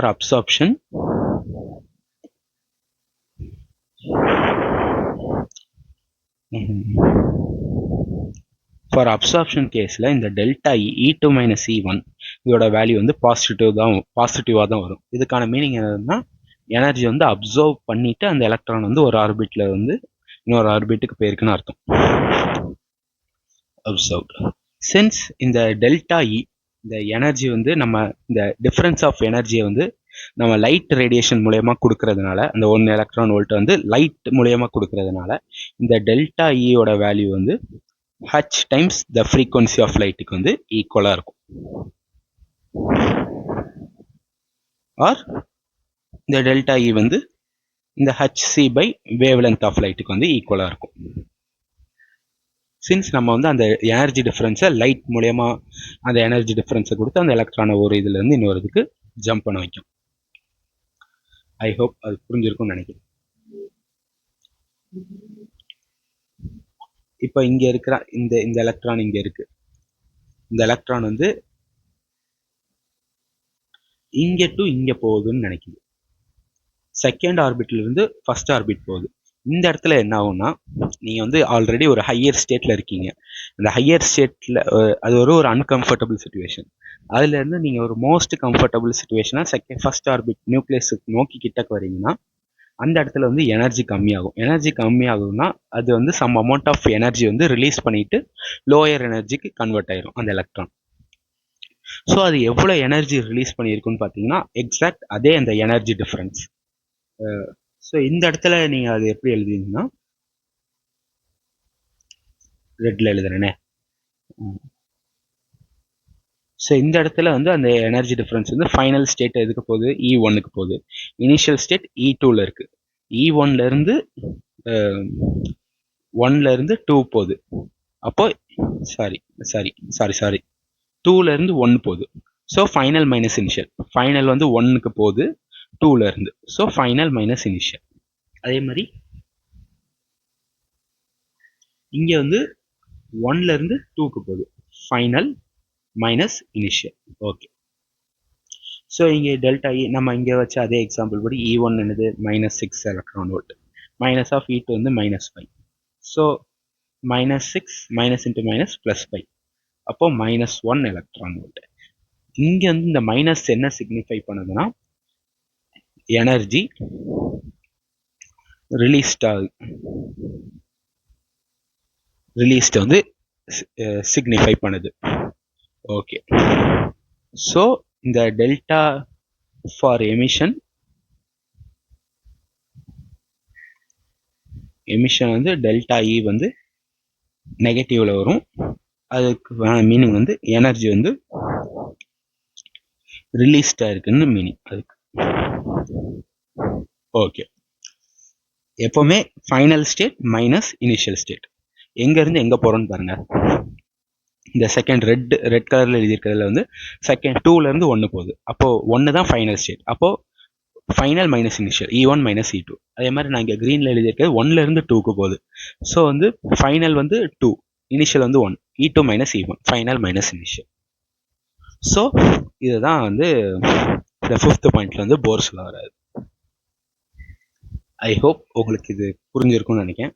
சரி, ஓகே ப்ரோ, நீங்கள் வந்து இந்த எனர்ஜி அப்சார்ப்ஷன் இதெல்லாம் எங்களுக்கு புரிஞ்சுச்சு. இந்த ஆக்சுவலி இந்த எனர்ஜியோட வேல்யூ என்னவா தான் இருக்கும் அப்படின்னு கேட்டிங்கன்னா அடுத்து அதை தான் நம்ம பார்க்க போகிறோம். Formulas related to Bohr model. First energy பார்க்க போகிறதுல ஃபஸ்ட்டு ரேடியஸ் இதெல்லாம் பார்த்துட்டு அடுத்தது லாஸ்ட்டாக எனர்ஜி பார்ப்போம்.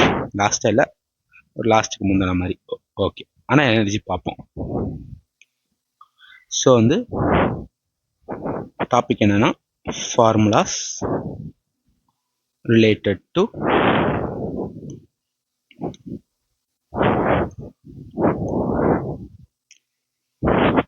Force model.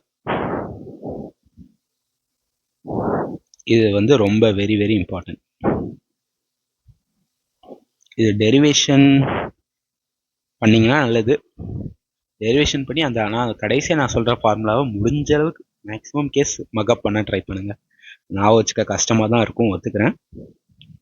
பட் வேறு வழி இல்லை. ஃபஸ்ட்டு நம்ம பார்க்க போகிற ஃபார்முலா வந்து radius of nth Bohr orbit. Suppose இது வந்து நியூக்ளியஸ்ன்னு வச்சுக்கோங்க. அதை சுற்றி ஆர்பிட்ஸ் இருக்கு. சும்மா டாட்டாக வரைகிறேன். டைம்ஸ்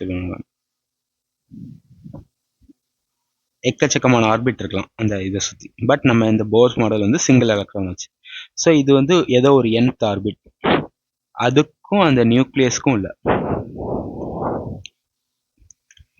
அதுக்கும் நியூக்ளியஸ்க்கும் உள்ள டிஸ்டன்ஸ் தான் வந்து radius of nth Bohr orbit. அதுதான் நம்ம வந்து கால்குலேட் பண்ணி கண்டுபிடிக்கணும்.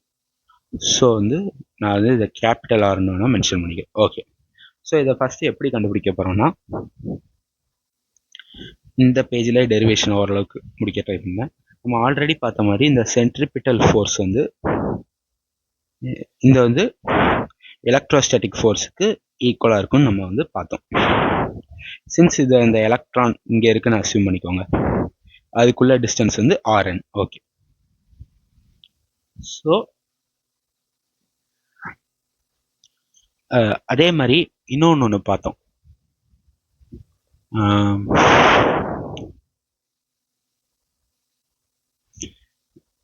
mvr is equal to nh by 2π.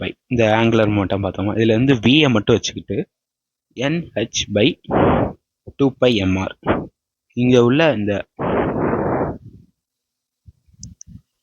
இந்த வேல்யூ, இந்த வெலாசிட்டிக்கான வேல்யூவை வந்து இந்த ஃபார்முலா வந்து இந்த இடத்துல வந்து நீங்க சப்ஸ்டியூட் பண்ண போறீங்க. ஓகே, சப்ஸ்டியூட் பண்ணீங்கன்னா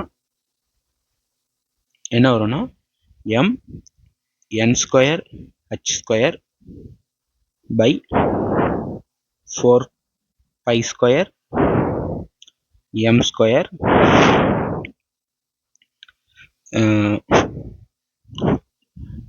சின்ஸ் இங்கே வந்து ரேடியஸ் ஆஃப் இதனால இது ஒரு ரேடியஸ். ஓகே, ஸோ இதை பண்ணும்போது rn கியூப்னு வரும். இங்கே வந்து kze square by rn square. ஓகேவா?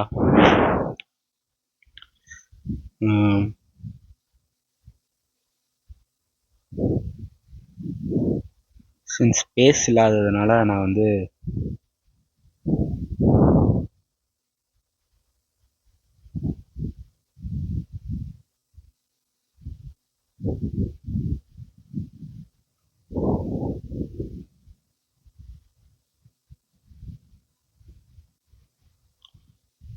ஓகே ஸ்பேஸ் இல்லை, அதனால தான். ஏன்னா இது ஒரு பேஜில் முடிச்சுட்டா உங்களுக்கு வந்து படிக்கிறதுக்கு ஈஸியாக இருக்கும்.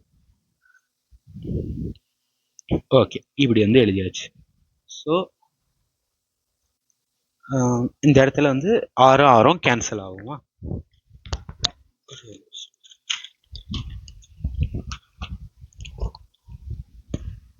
இந்த இடத்துல வந்து ஒரே ஒரு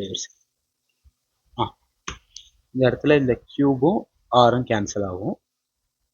இதுவும் கேன்சல் ஆகி இந்த ஆரை நீங்கள் வந்து இது வந்து மாஸ் ஆஃப் எலக்ட்ரான், இது வந்து மாஸ் ஆஃப் எலக்ட்ரான் தானே. ஓகே, ஸோ இந்த ஆரை வந்து நீங்கள் இந்த சைடு கொண்டு போய் நீங்கள் radius of nth Bohr orbit formula என்ன வரும் ரீஅரேஞ்ச் பண்ணி பார்த்தீங்கன்னா என்ன வரும்னா இதுவும் கேன்சல் ஆயிடும். n ஸ்கொயர் h ஸ்கொயர் இங்கே எழுதிடுறேன்னு, கொஞ்சம் பெருசாக இருந்தால் உங்களுக்கு விசிபிளாக இருக்கும். ஓகே ஓகே, ஸோ இது கடைசியாக நீங்கள் அதை ரீஅரேஞ்ச் பண்ணி கேன்சல் பண்ணி பார்த்தீங்கன்னா கடைசியாக என்ன வரும்னா radius of nth Bohr orbit வந்து n square h square by 4π square into mass of electron kze square. Okay, இது வந்து நீங்கள் நான் வச்சுக்க வேண்டிய ஃபர்ஸ்ட் ரிசல்ட்.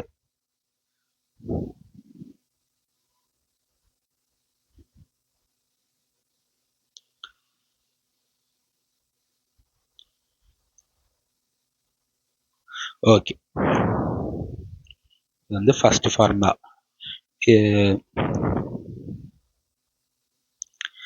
இந்த ஃபார்முலா நீங்கள் முடிஞ்ச அளவுக்கு நான் வச்சுக்க ட்ரை பண்ணுங்க. ஸோ இது வந்து ஆன் சிம்பிளிஃபிகேஷன்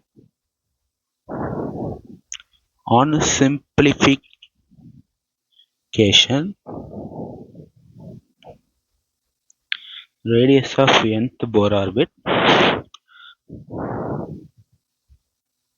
நமக்கு இந்த ஆல்ரெடி வந்து இந்த பிளாங்க் கான்ஸ்டன்ட் வேல்யூ தெரியும், n வந்து தெரியாது, கொஸ்டின்ல கொடுப்பாங்க, அதை வச்சு தான் நம்ம சப்ஸ்டியூட் பண்ண முடியும். இந்த h square value blank constant value தெரியும், 4π ஸ்கொயரோட வேல்யூ தெரியும், மாஸ் ஆஃப் எலக்ட்ரானோட வேல்யூ தெரியும், k ஓட வேல்யூ தெரியும், e ஓட வேல்யூ தெரியும். இந்த z-ம் தெரியாது, n-ம் தெரியாது. இது ஜெட்டும் என்னும் ஒவ்வொரு ஆட்டம், நம்ம ஹீலியம் ப்ளஸ் எடுத்தோம்னா அது மாதிரி மாறும், லித்தியம் 2+ பார்த்தோம்னா அது மாதிரி என்னும் ஜெட்டும் மாறும். ஜெட்டு மாறும். என் வந்து நம்ம எந்த ஆர்பிட், தேர்டா ஃபோர்த்தாங்கிறது கொஸ்டினில் கொடுக்கறத பொறுத்து இருக்குது.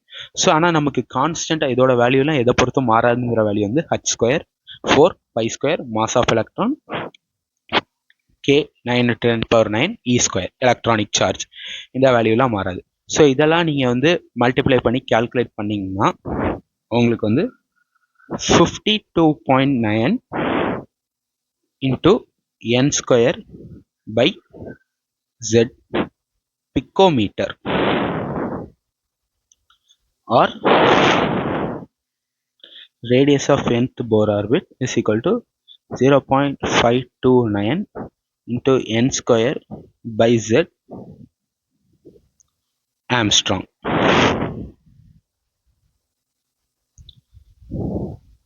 இது ஒரு இம்பார்ட்டன்ட் ரிலேஷன்.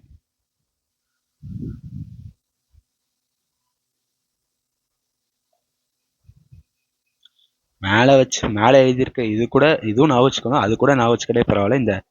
இந்த இது கீழே எழுதியிருக்கிறது வந்து வெரி வெரி இம்பார்ட்டன்ட். இங்கே பிக்கோனா 10 × 10⁻12 மீட்டர். ஸோ அதெல்லாம் நான் கேன்சல் பண்ணி கரெக்டாக அதே வேல்யூவில் பிக்கோமீட்டரில் எழுதிட்டேன். அதே மாதிரி ஆம்ஸ்ட்ராங்னா 10⁻10⁻10 மீட்டர். ஓகே. ஸோ இந்த ஃபார்முலாவில் நீங்கள் மேலே உள்ள ஃபர்ஸ்ட் இதில் சப்ஸ்டியூட் பண்ணிங்கன்னா உங்களுக்கு வந்து ரேடியஸோட ஆன்சர் வந்து பிக்கோமீட்டரில் வரும். செகண்ட் இதில் சப்ஸ்டியூட் பண்ணிங்கன்னா இன் டர்ம்ஸ் ஆஃப் ஆம்ஸ்ட்ராங்கில் வரும்.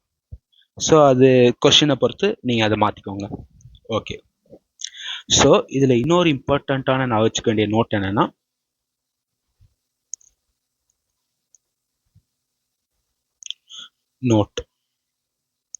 the radius of nth Bohr orbit is inversely proportional to mass of electron into square of electronic charge.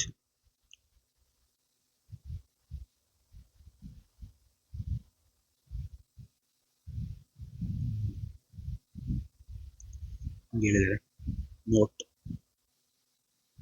The radius of nth Bohr orbit வந்து inversely proportional to mass of electron, அதே மாதிரி inversely proportional to electron charge square.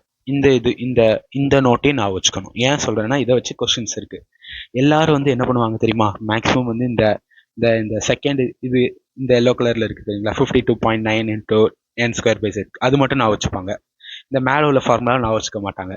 So ஆனால் வந்து இவன் வந்து அவங்களுக்கு தெரியும் maximum இந்த மேலே உள்ள ஃபார்முலா வச்சு யாரும் படிச்சிருக்க மாட்டாங்கன்னு சொல்லி அவன் அதை பேஸ் பண்ணி கொஸ்டின் கேட்பான். சப்போஸ் அவன் எப்படி கொஸ்டின் கேட்பான்னா, நார்மல் நியூக்ளியர் மாடல், ஒரே ஒரு எலக்ட்ரான் இருக்கு. நாங்கள் ஒரு ஹைப்போதெட்டிக்கல் சுச்சுவேஷனில் ஒரு நியூ வேர்ல்டில் எலக்ட்ரான் இல்லை, அந்த எலக்ட்ரானுக்கு பதிலாக ஒரு முயான் பார்ட்டிக்கல்னு வேற ஒரு எலக்ட்ரான் மாதிரியே இருக்க வேற ஒரு பார்ட்டிக்கல் இருக்கு. அதோட மாஸ் வந்து எலக்ட்ரான் மாஸோட டபுள் டைம்ஸ் இருக்கு. சார்ஜ் வந்து எலக்ட்ரானுக்கும் அதுக்கும் சார்ஜ் வந்து ஈக்குவலா இருக்கு, ஆனா மாஸ் வந்து எலக்ட்ரானோட டபுளா இருக்கு. ஸோ இந்த கேஸ்ல radius of nth Bohr orbit மாறுமான்னு கேட்டாங்கன்னா மாறும். பை ½ டைம்ஸ், ஆல்ரெடி இருந்ததோட ½ டைம்ஸ் மாறும். ஏன்னா வந்து அது வந்து இன்வெர்ஸ்லி ப்ரொபோர்ஷனல். அந்த மாஸ் அங்க உள்ள பார்ட்டிகல் இங்கே வந்து எலக்ட்ரான் எடுத்திருக்கோம், ஸோ அதனால பிரச்சனை இல்லை. இன்கேஸ் வேற எலக்ட்ரான் மாதிரி வேற ஒரு பார்ட்டிகல், நெகட்டிவ் சார்ஜில் உள்ள பார்ட்டிகல், அதுக்கு வந்து வேற மாஸோ இல்லை வேற சார்ஜோ இருந்துச்சுன்னா அதுக்கேற்ற மாதிரி அந்த ரேடியஸ் ஆஃப் nth Bohr ஆர்பிட்டோட வேல்யூ வந்து மாறும். ஏன்னா வந்து அதெல்லாம் inversely proportional to that mass of that particle. இதை பேஸ் பண்ணி நான் கொஸ்டின்ஸ் வந்து எடுத்துட்டு வரேன், அப்போ இன்னும் உங்களுக்கு தெளிவாக புரியும். ஸோ இந்த ஒரு நோட்டையும் நீங்கள் நான் வச்சுக்கணும், இம்பார்ட்டன்ட். ஓகே. ஸோ இதை பேஸ் பண்ணி உள்ள கிராஃப்ஸ்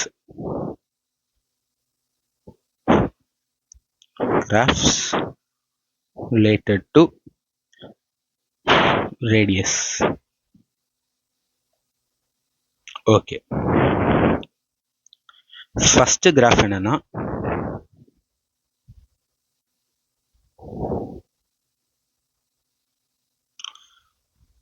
இந்த ரேடியஸ் ஆஃப் nth Bohr ஆர்பிட்டுக்கும்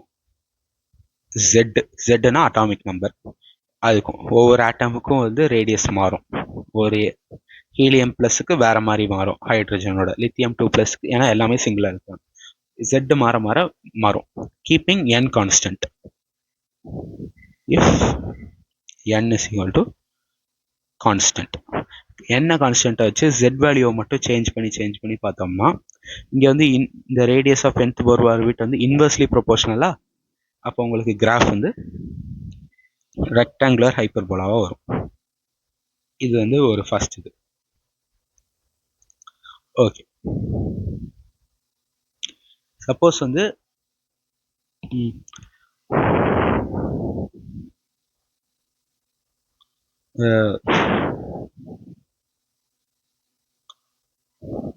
கிராஃப்ல வந்து radius of nth orbit n orbit நம்பரை பொறுத்து ரேடியஸ் எவ்வளோ சேஞ்ச் ஆகும்னு கேட்டாங்கன்னா, அதுக்கு வந்து parabola open upwards,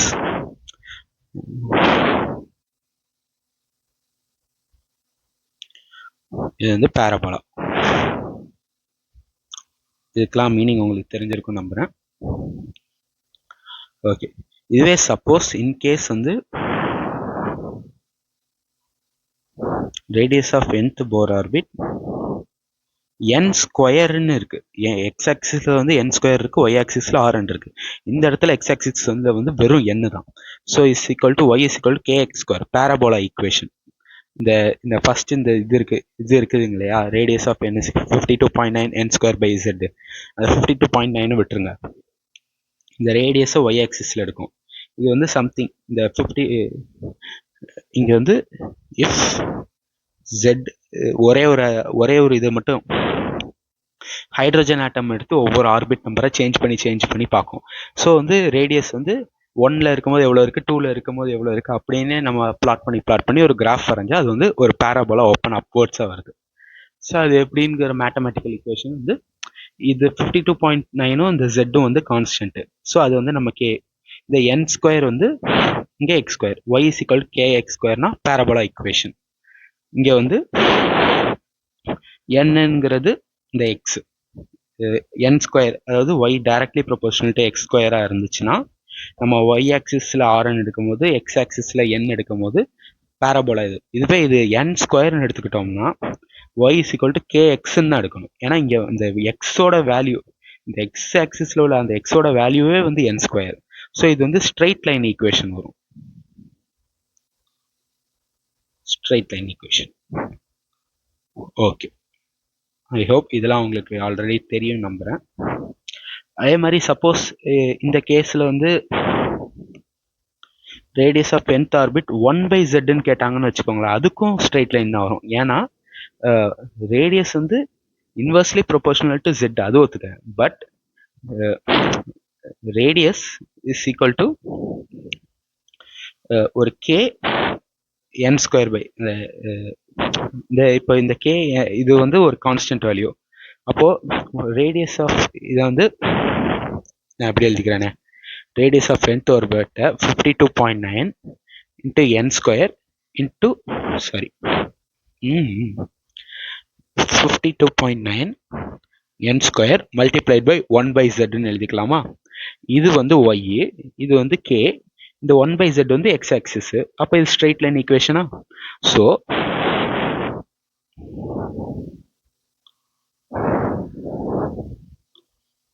one by ஜெட்டுக்கு கேட்டு ரேடியஸ் ஆஃப் nth இது கேட்டாங்கன்னா அதுக்கும் ஸ்ட்ரெயிட் லைன் தான் வரும்.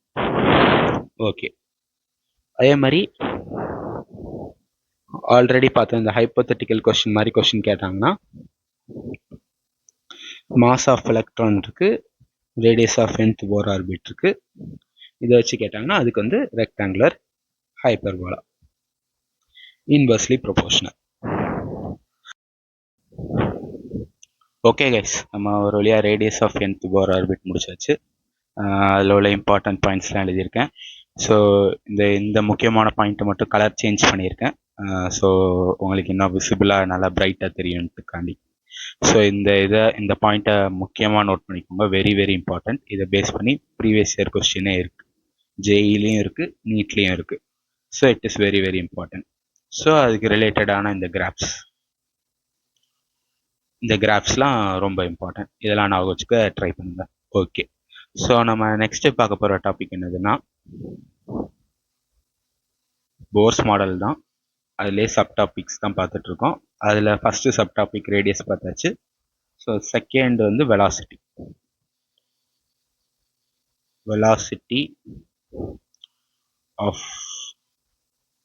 of an electron in nth Bohr orbit.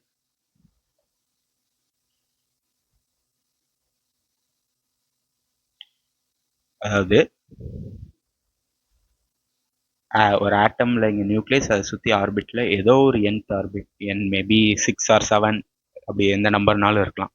அந்த இதில் வந்து எலக்ட்ரான் வந்து சர்க்குலர் இதில் வந்து ரிவால்வ் ஆகுமா, அதோட ஸ்பீடை கண்டுபிடிக்கிறதுக்கான ஃபார்முலா தான் நம்ம பார்க்க போகிறோம்.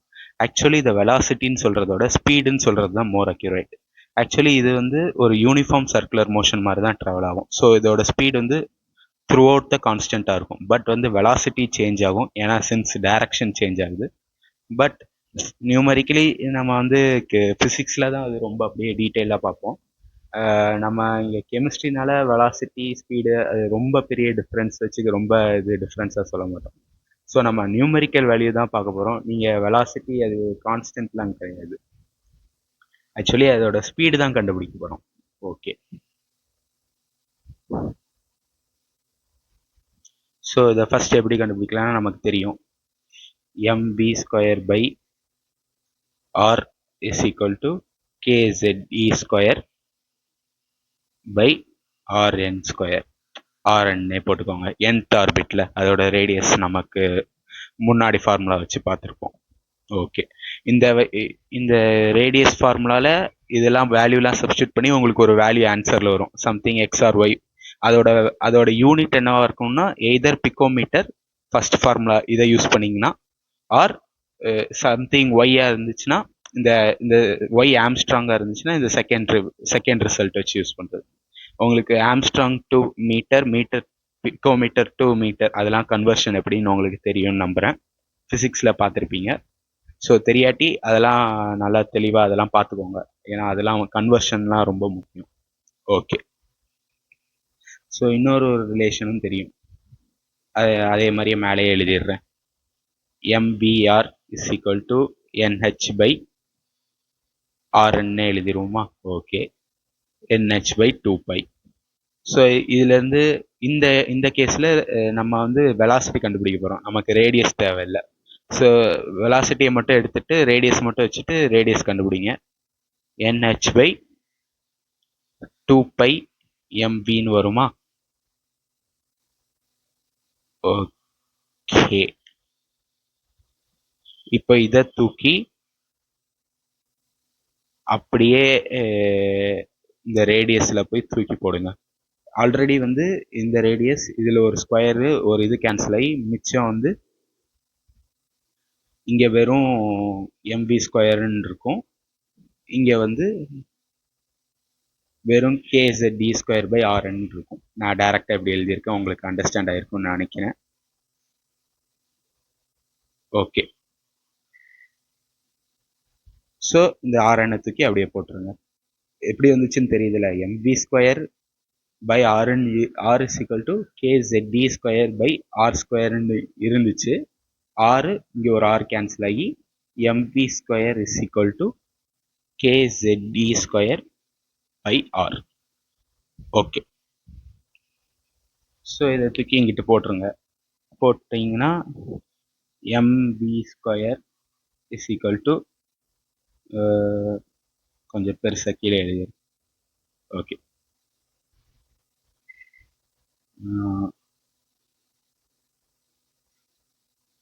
ஸ்பேஸ் இதாகிடுச்சா? இல்லைங்க, ஒரே ஒரு செகண்ட். கரெக்ட் தான். MV ஸ்கொயர் வேற கலர்ல எழுதிடுறேன். MV square is equal to KZD square by RN. Okay, so இந்த RNோட வேல்யூவை இங்கே சப்ஸ்டியூட் பண்ணுறேன். ஸோ அப்போ என்ன வரும்?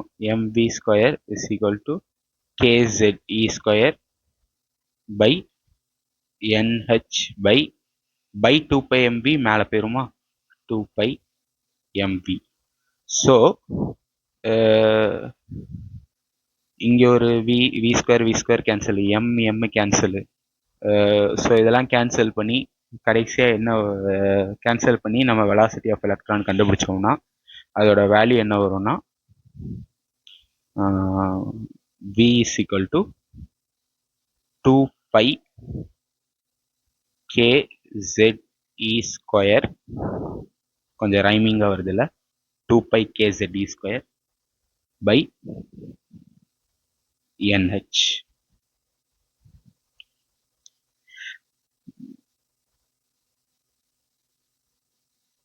ஓகே, இதில் என்னங்கிறது நமக்கு வந்து எந்த போர் ஆர்பிட் அதுன்னு தெரியும். மீதிபடி Z வந்து எந்த ஆட்டம் கொடுத்துருக்காங்களோ, helium or lithium. Actually helium plus lithium 2+ அந்த மாதிரி, ஏன்னா சிங்கிள் எலக்ட்ரானுக்கு தான் இதெல்லாம் வேலிடு. ஓகே, இதெல்லாம் உங்களுக்கு தெரிஞ்சிருக்கும்னு நினைக்கிறேன். ஸோ இதை ஒரு ஹைலைட் போட்டுருவோமா? இந்த ஸ்கொயர் மட்டும் ஃபர்ஸ்ட்ல இருந்து இப்போ வரைக்கும் விழவே மாட்டேங்குது.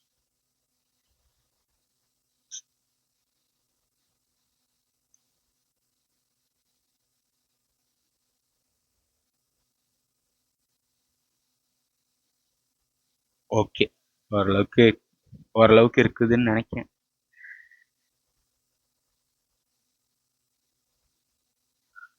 நீ இந்த சாப்டர்ல ஏன் இன்னும் நீங்க வந்து சம்ஸே போட்டு காமிக்கல அப்படின்னு நீங்க கேட்டீங்கன்னா, இது வரைக்கும் நம்ம பார்த்தது தியரி தான். இப்பதான் வந்து ஃபார்முலாஸ் வச்சே நம்ம இது பார்த்துட்டு இருக்கோம். இதுக்கு முன்னாடி உள்ள தியரி வச்சு ஒண்ணுமே கேட்க மாட்டானுங்க. எப்படி சொல்றது, கேட்பானுங்க ஒரே தியரி கொஸ்டின்ஸ், தியரிட்டிக்கலாக தான் இருக்கும். அது நீங்கள் வந்து அந்த இதை அப்படியே மனப்பாடம் பண்ணி வச்சுக்கிட்டா அது கூட போதும், உங்களுக்கு இதாயிரும். சாரி கேஸ், சின்னதாக டேப்ல ஏதோ ஒரு எரர்.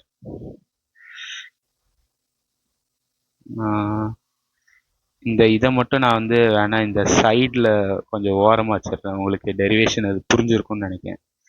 இது ஏன் இப்படி இதாகுதுன்னு தெரியல.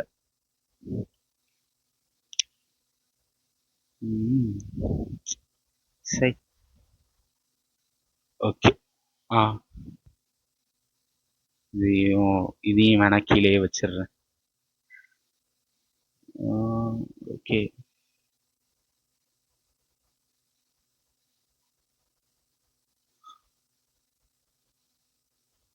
extremely sorry for the delay guys.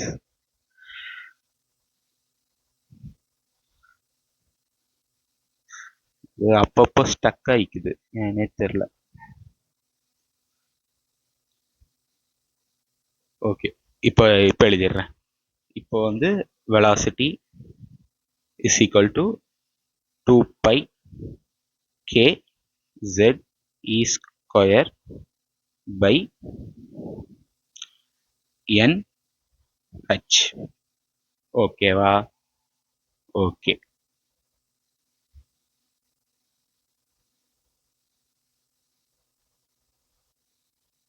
Okay, square விழுந்துருச்சு. ஓகே, இதான் வெலாசிட்டி ஆஃப் nth போர் ஆர்பிட்டுக்கான ஃபார்முலா.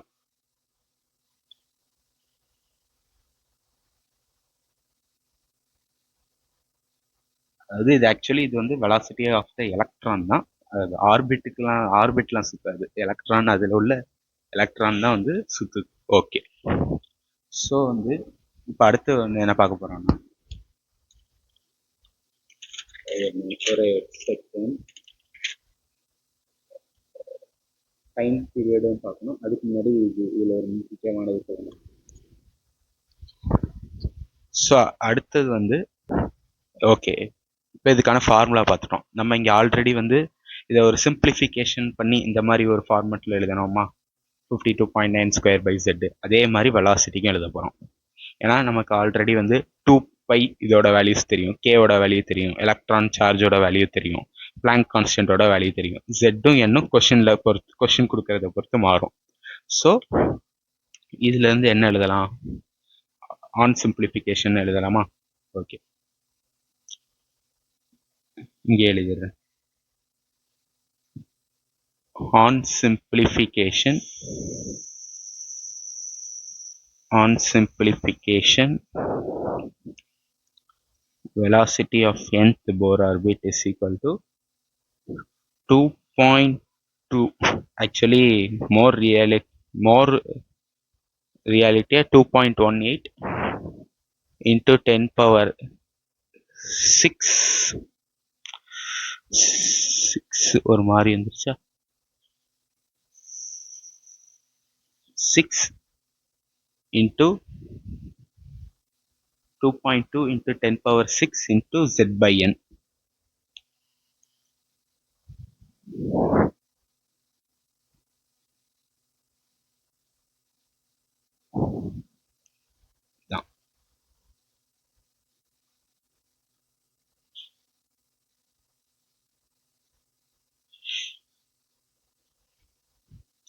அதாவது எலக்ட்ரான் அந்த nth போர் ஆர்பிட்டை சிம்பிளிஃபிகேஷன் பண்ணால் அதோட வேல்யூ வந்து 2.18 into 10 power 6 into z by n வரும். ஆர் உங்கள் சிம்பிளிஃபிகேஷன் கேல்குலேஷனுக்காண்டி இந்த 2.18 சம் கொஷின்ஸ்க்கு சில கொஷின்ஸ்க்கு அப்ராக்சிமேட்டாக 2.2ன்னு வேணா எழுதிக்கலாம். பட் மோர் அக்யூரேட் வேல்யூ வந்து 2.18. சம் கொஷின்ஸ்க்கு நீங்கள் 2.2 போட்டாலும் ஆன்சர் ஓரளவுக்கு சிமிலராக தான் வரும். ஓகே, ஸோ இது உங்களுக்கு புரிஞ்சிருக்கும்னு நினைக்கிறேன். இதில் நீங்கள் இம்பார்ட்டண்ட்டாக நான் வச்சுக்க வேண்டிய நோட் வந்து அதையும் எழுதிடுறேன்.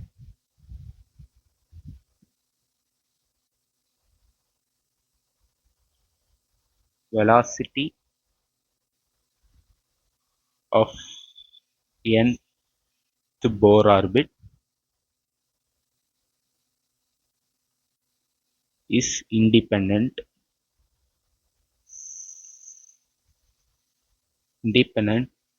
of mass of electron. இந்த ரிலேஷன்ல எங்கேயுமே மாஸ் வரல பார்த்தீங்களா? So it is independent. And velocity of nth Bohr orbit is directly proportional to electron charge square. Okay, sometimes வந்து கொஸ்டினில் கேட்கலாம், நாங்கள் ஒரு ஹைப்போதெட்டிக்கல் சுச்சுவேஷனில் எலக்ட்ரானோட சார்ஜ் வந்து 1.6 into 10 power minus 19க்கு பதிலாக 2.6 into 10 power minus இதுன்னு இருக்குது. ஸோ வந்து வெலாசிட்டி ஆஃப் எலக்ட்ரான் மாறுமா மாறாதா அப்படின்னு கேட்கலாம். மாறும். எவ்வளோ டைம்ஸ் மாறுங்கிறத நீங்கள் அந்த வேல்யூவை சப்ஸ்டியூட் பண்ணி கண்டுபிடிச்சிக்கோங்க. ஓகே, உங்களுக்கு அது புரிஞ்சிருக்கும்னு நினைக்கிறேன். ஸோ நெக்ஸ்ட் கிராஃப்ஸ் பார்த்துருவோமா? இதே மாதிரி தான் ஃபார்முலாஸ் கிராஃப்னு சொல்லி தான் ஒரு 4 டாபிக் பார்க்க போகிறோம். இதுக்கப்புறம் டைம் பீரியட் இருக்குது, ஃப்ரீக்வன்சி இருக்குது. ஓகே, ஸோ கிராஃப்ஸ்க்கு ப்ரௌன் இதை யூஸ் பண்ணுங்க. Okay, graphs related to Vn, velocity of nth Bohr orbit, short ஃபார்ம்ல எழுதிக்கிறேன், புரிஞ்சிருக்கும்னு நினைக்கிறேன். ஓகே, ஃபர்ஸ்ட் வந்து கீப்பிங் z கான்ஸ்டன்ட். ஓகே, அது ரிலேட்டட் பண்ணி 2 கிராஃப், இன்னொரு இதை வச்சு 2 கிராஃப். ஓகே, அது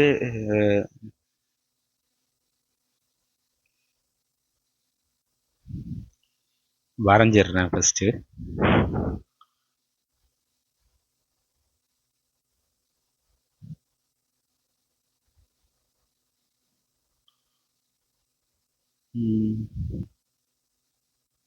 ஓகே, நான் இப்படி சைடு இதில் வரைஞ்சிடுறேன், அதான் உங்களுக்கு இன்னும் தெளிவாக அண்டர்ஸ்டாண்ட் ஆகும்னு நினைக்கிறேன். Okay, space பத்தாதோ? என் கான்ஸ்டன்ட்டுக்கு ஒரு கிராஃப் தான் இருக்கு. ஓகே, பரவாயில்ல.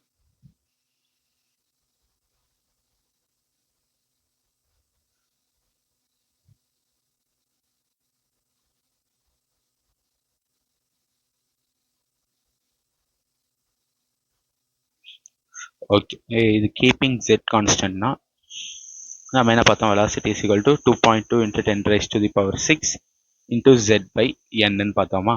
இப்போ இந்த z அந்த ஆட்டம் வந்து ஃபிக்ஸ்ட் ஆயிடுச்சு. ஆட்டம் வந்து ஹைட்ரஜன் இப்போ ஃபிக்ஸ் ஆயிடுச்சுன்னு வச்சுக்கோங்க. இப்போ ஹைட்ரஜனில் ஒரு எலக்ட்ரான் வந்து நம்ம ஆர்பிட் வைஸ் சேஞ்ச் பண்ணி பார்ப்போம் வெலாசிட்டி எப்படி சேஞ்ச் ஆகுதுன்னு. ஃபர்ஸ்ட் ஆர்பிட்டில் இருக்கும் போது இங்கே ஹைட்ரஜனுக்கு வந்து Z1, ஃபர்ஸ்ட் ஆர்பிட் நம்ம கன்சிடர் பண்ணனால N1. ஸோ இது ரெண்டு கேன்சல் ஆகி 2.2 × 10⁶. அப்போது இது ஒரு ஹைட்ரஜன் ஆட்டமோட நியூக்ளியஸ். இது வந்து அந்த ஹைட்ரஜன் ஆட்டத்தோட ஃபர்ஸ்ட் ஆர்பிட்னா இங்கே இருக்கிற எலக்ட்ரான் வந்து எந்த ஸ்பீடில் இந்த இந்த இதை வந்து ரிவால்வ் ஆகும், இந்த ஆர்பிட்டை சுற்றி ரிவால்வ் ஆகும்னா 2.2 × 10⁶ m/s. அதான் இதுக்கான மீனிங். ஸோ இது உங்களுக்கு புரிஞ்சிருக்கும்னு நினைக்கிறேன். ஸோ அதே மாதிரி ஒவ்வொரு இந்த Z அந்த ஒரு ஆட்டமை ஃபிக்ஸ் பண்ணி வச்சுட்டு அப்படியே N சேஞ்ச் பண்ணி எந்த அளவுக்கு மாறுதுன்னு நம்ம கால்குலேட் பண்ணும்போது ஸோ அதோட கிராஃப் வந்து இப்போது velocity of nth Bohr orbit, இங்கே வந்து கீழே வந்து N. ஓகே, இது வந்து நமக்கு ஆல்ரெடி தெரியும், velocity is inversely proportional to Bohr orbit இந்த ஃபார்முலா வச்சு. அப்போ ஆர்பிட் நம்பர், அதாவது இங்கே இருக்குதுன்னா இப்படியே இங்கே ஃபர்ஸ்ட் ஆர்பிட்டில் உள்ள எலக்ட்ரானோட செகண்ட் ஆர்பிட்டில் உள்ள எலக்ட்ரானுக்கு வந்து ஸ்பீடு வந்து கம்மியாக இருக்கும். அதே மாதிரி தேர்ட் ஆர்பிட்டில் உள்ளதுக்கு வந்து செகண்ட் ஆர்பிட்டில் உள்ளதோட கம்மியாக இருக்கும். ஸோ ஆர்பிட் நம்பர் இன்க்ரீஸ் ஆகும் போது நம்மளோட வெலாசிட்டி ஆஃப் எலக்ட்ரான் வந்து கம்மியாகிட்டே போகும். Because inverse proportionality relation.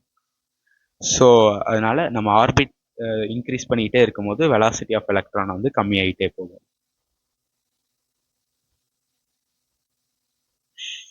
Okay, so இதே வந்து Vn 1/n வச்சு கேட்டிருந்தாங்கன்னா Vn வந்து இன்வெர்ஸ்லி ப்ரொபோர்ஷனல் டு n தான், அது ஒத்துக்கிறேன். But directly proportional to 1/n. So வந்து கிராஃப் வந்து ஸ்ட்ரைட் லைனாக வரும். இது 1/n-க்கானது. ஓகே, இதை கொஞ்சம் சின்னதாக்கிட்டு இங்கே வந்து அந்த மூணாவது கிராஃபையும் வரைஞ்சிடுறேன். உங்களுக்கு அடுத்த டாபிக்கு குழப்பம் இல்லாமல் இருக்கும். ஓகே, ஸோ வந்து செகண்ட் வந்து வேற ஒன்றும் இல்லை, அது சிம்பிள் கிராஃப் தான். Keeping n = constant. இப்போ நம்ம வந்து என்ன பண்ண போறோம்னா ஒரு ஃபார் எக்ஸாம்பிள் ஒரு 3 ஆட்டம் எடுத்துக்கிறேன்.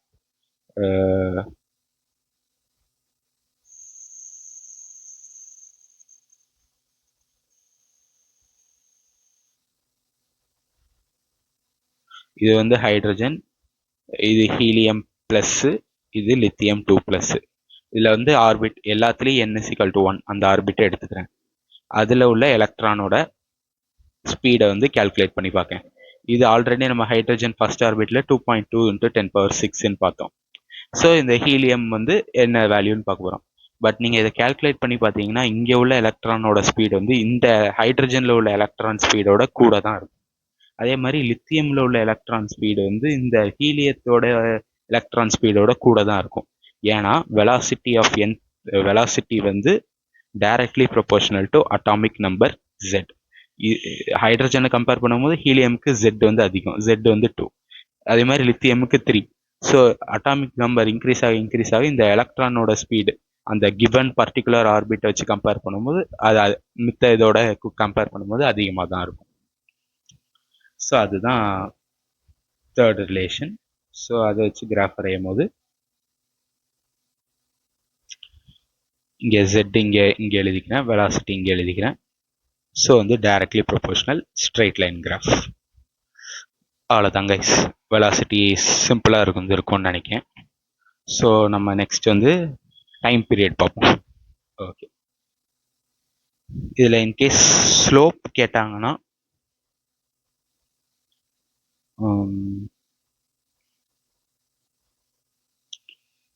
இப்போ velocity of nth Bohr orbit வந்து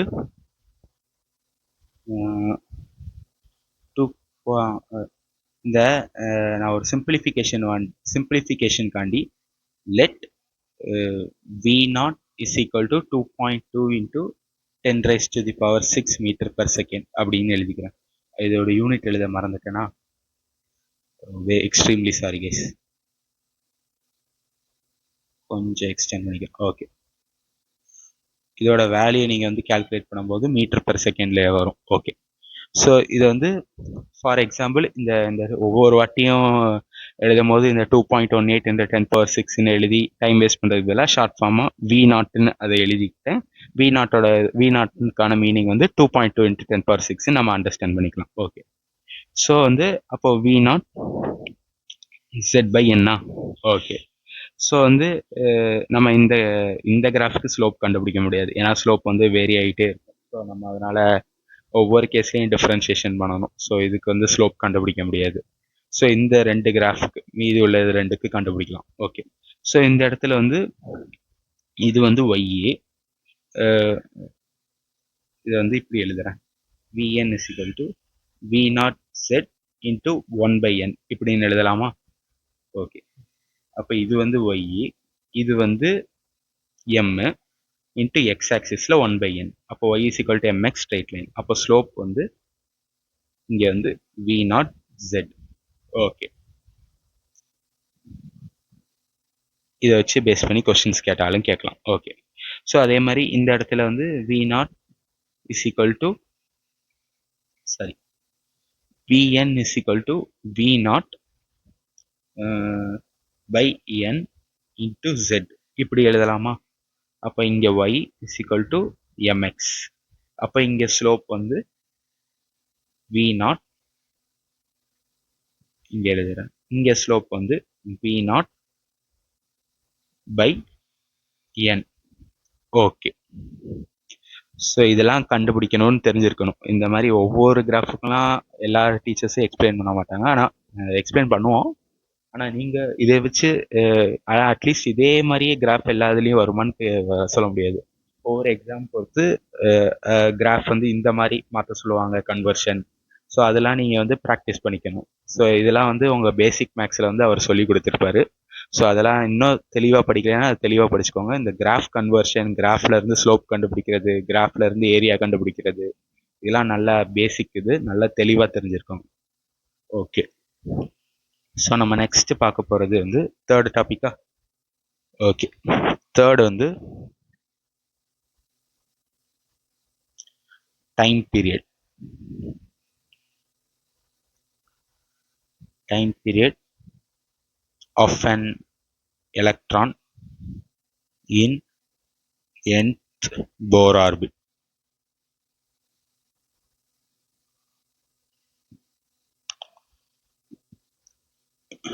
ஆக்சுவலி டைம் பீரியட்னா என்னன்னு சொல்லிட்டு அந்த இதுலேயே பார்த்துட்டோம். ஸோ உங்களுக்கு அது மறுபடியும் எக்ஸ்பிளைன் பண்ண வேண்டாம்னு நினைக்கிறேன். டைம் பீரியட்னா என்னன்னு பார்த்தாச்சு. ஓகே, டைம் டேக்கன் டெஃபினேஷன் மட்டும் வேணா எழுதிடுறேன். Time taken by the electron to complete one revolution. Okay, அதாவது மறுபடியும் வேணா ஒரு செகண்ட் சொல்லிடுறேன். அதாவது இங்கே ஒரு எலக்ட்ரான் இருக்கு, அது இப்படி இங்கிட்டு சுற்றி இப்படியே ஒரு சர்க்கிள் பாத்தில் சுற்றி மறுபடியும் அதே பாயிண்ட்டுக்கு ரிட்டர்ன் ஆகி அந்த பாயிண்ட்ல வர்றதுக்கான டைம் எவ்வளோ எடுத்துக்குதுங்கிற சொல்றதுக்கு பேர் தான் டைம் பீரியட். ஓகே, ஸோ வந்து நமக்கு ஆல்ரெடி தெரியும் ஸ்பீடுனா என்ன.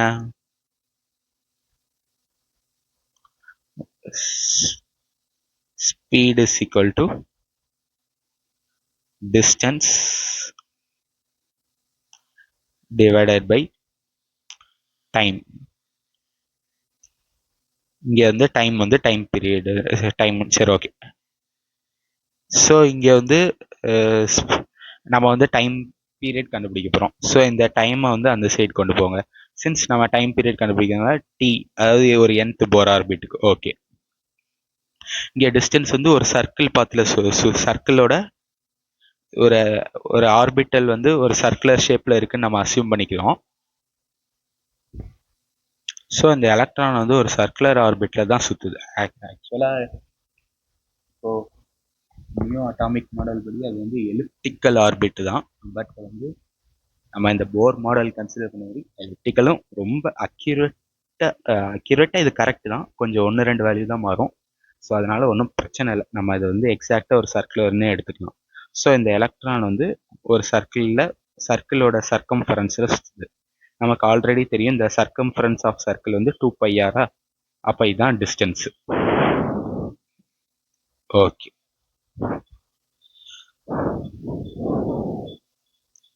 அப்போ டிஸ்டன்ஸ் வந்து 2πr, r nth radius. Okay, divided by speed வந்து ஆல்ரெடி நம்ம அந்த ஸ்பீடு ஃபார்முலா நம்ம ஆல்ரெடி என்ன பார்த்தோம், அந்த 2.2 × 10⁶ z/n என்னன்னா v0 × z/n பார்க்கலான்னு சொன்னேன்னா அதே தான். அதே மாதிரி நான் இந்த ரேடியஸ்க்கு வந்து the radius of nth Bohr orbit r0 into n² z. r0 into n² z. r0னா ஒன்றும் இல்லை, r0னா அந்த 52.9 அந்த பிகோமீட்டர், அந்த இது அதுதான். ஸோ இல்லை நீங்கள் r0 52.9 × 10⁻⁻12 அப்படி எதுனாலும் கன்சிடர் பண்ணிக்கலாம். ஸோ அது ஒன்றும் பிரச்சனை இல்லை. ஸோ அதை நான் சும்மா சிம்பிளிஃபிகேஷன் கண்டிப்பாக முழுசாக எழுதுனா டைம் ஆகணும்காண்டி நான் r0ன்னு எழுதிக்கிறேன். ஓகே, ஸோ இந்த இடத்துல இந்த Tnth கண்டுபிடிக்கும் போது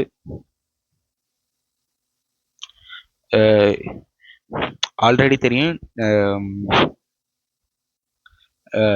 இந்த 2πr0/v0 இருக்குங்களா, இதை நான் வந்து T0ன்னு சொல்றேன். ஏன்னா இது 2πr0ங்கிறது ஒரு டிஸ்டன்ஸ் ஆஃப் த டிஸ்டன்ஸ், v0ங்கிறது ஒரு அந்த ஆர்பிட்டோட ஃபர்ஸ்ட் ஆர்பிட்டோட ஸ்பீடு. ஸோ ஃபர்ஸ்ட் ஆர்பிட்ல உள்ள டைம் பீரியடை நான் வந்து T0ன்னு எடுத்துக்கிறேன். ஓகே, T0 இன்ட்டு இந்த n வந்து மேலே நான் ஒரு ஸ்டெப்பை நான் எழுதிடுறேன், இன்ட்டு n² இந்த z வந்து கீழே வந்துருமா. ஓகே, z இன்ட்டு இங்கே ஒரு z இருக்கு, இங்கே கீழே உள்ள இந்த n வந்து நியூமரேட்டர் பெறுமா. So into n. So time period வந்து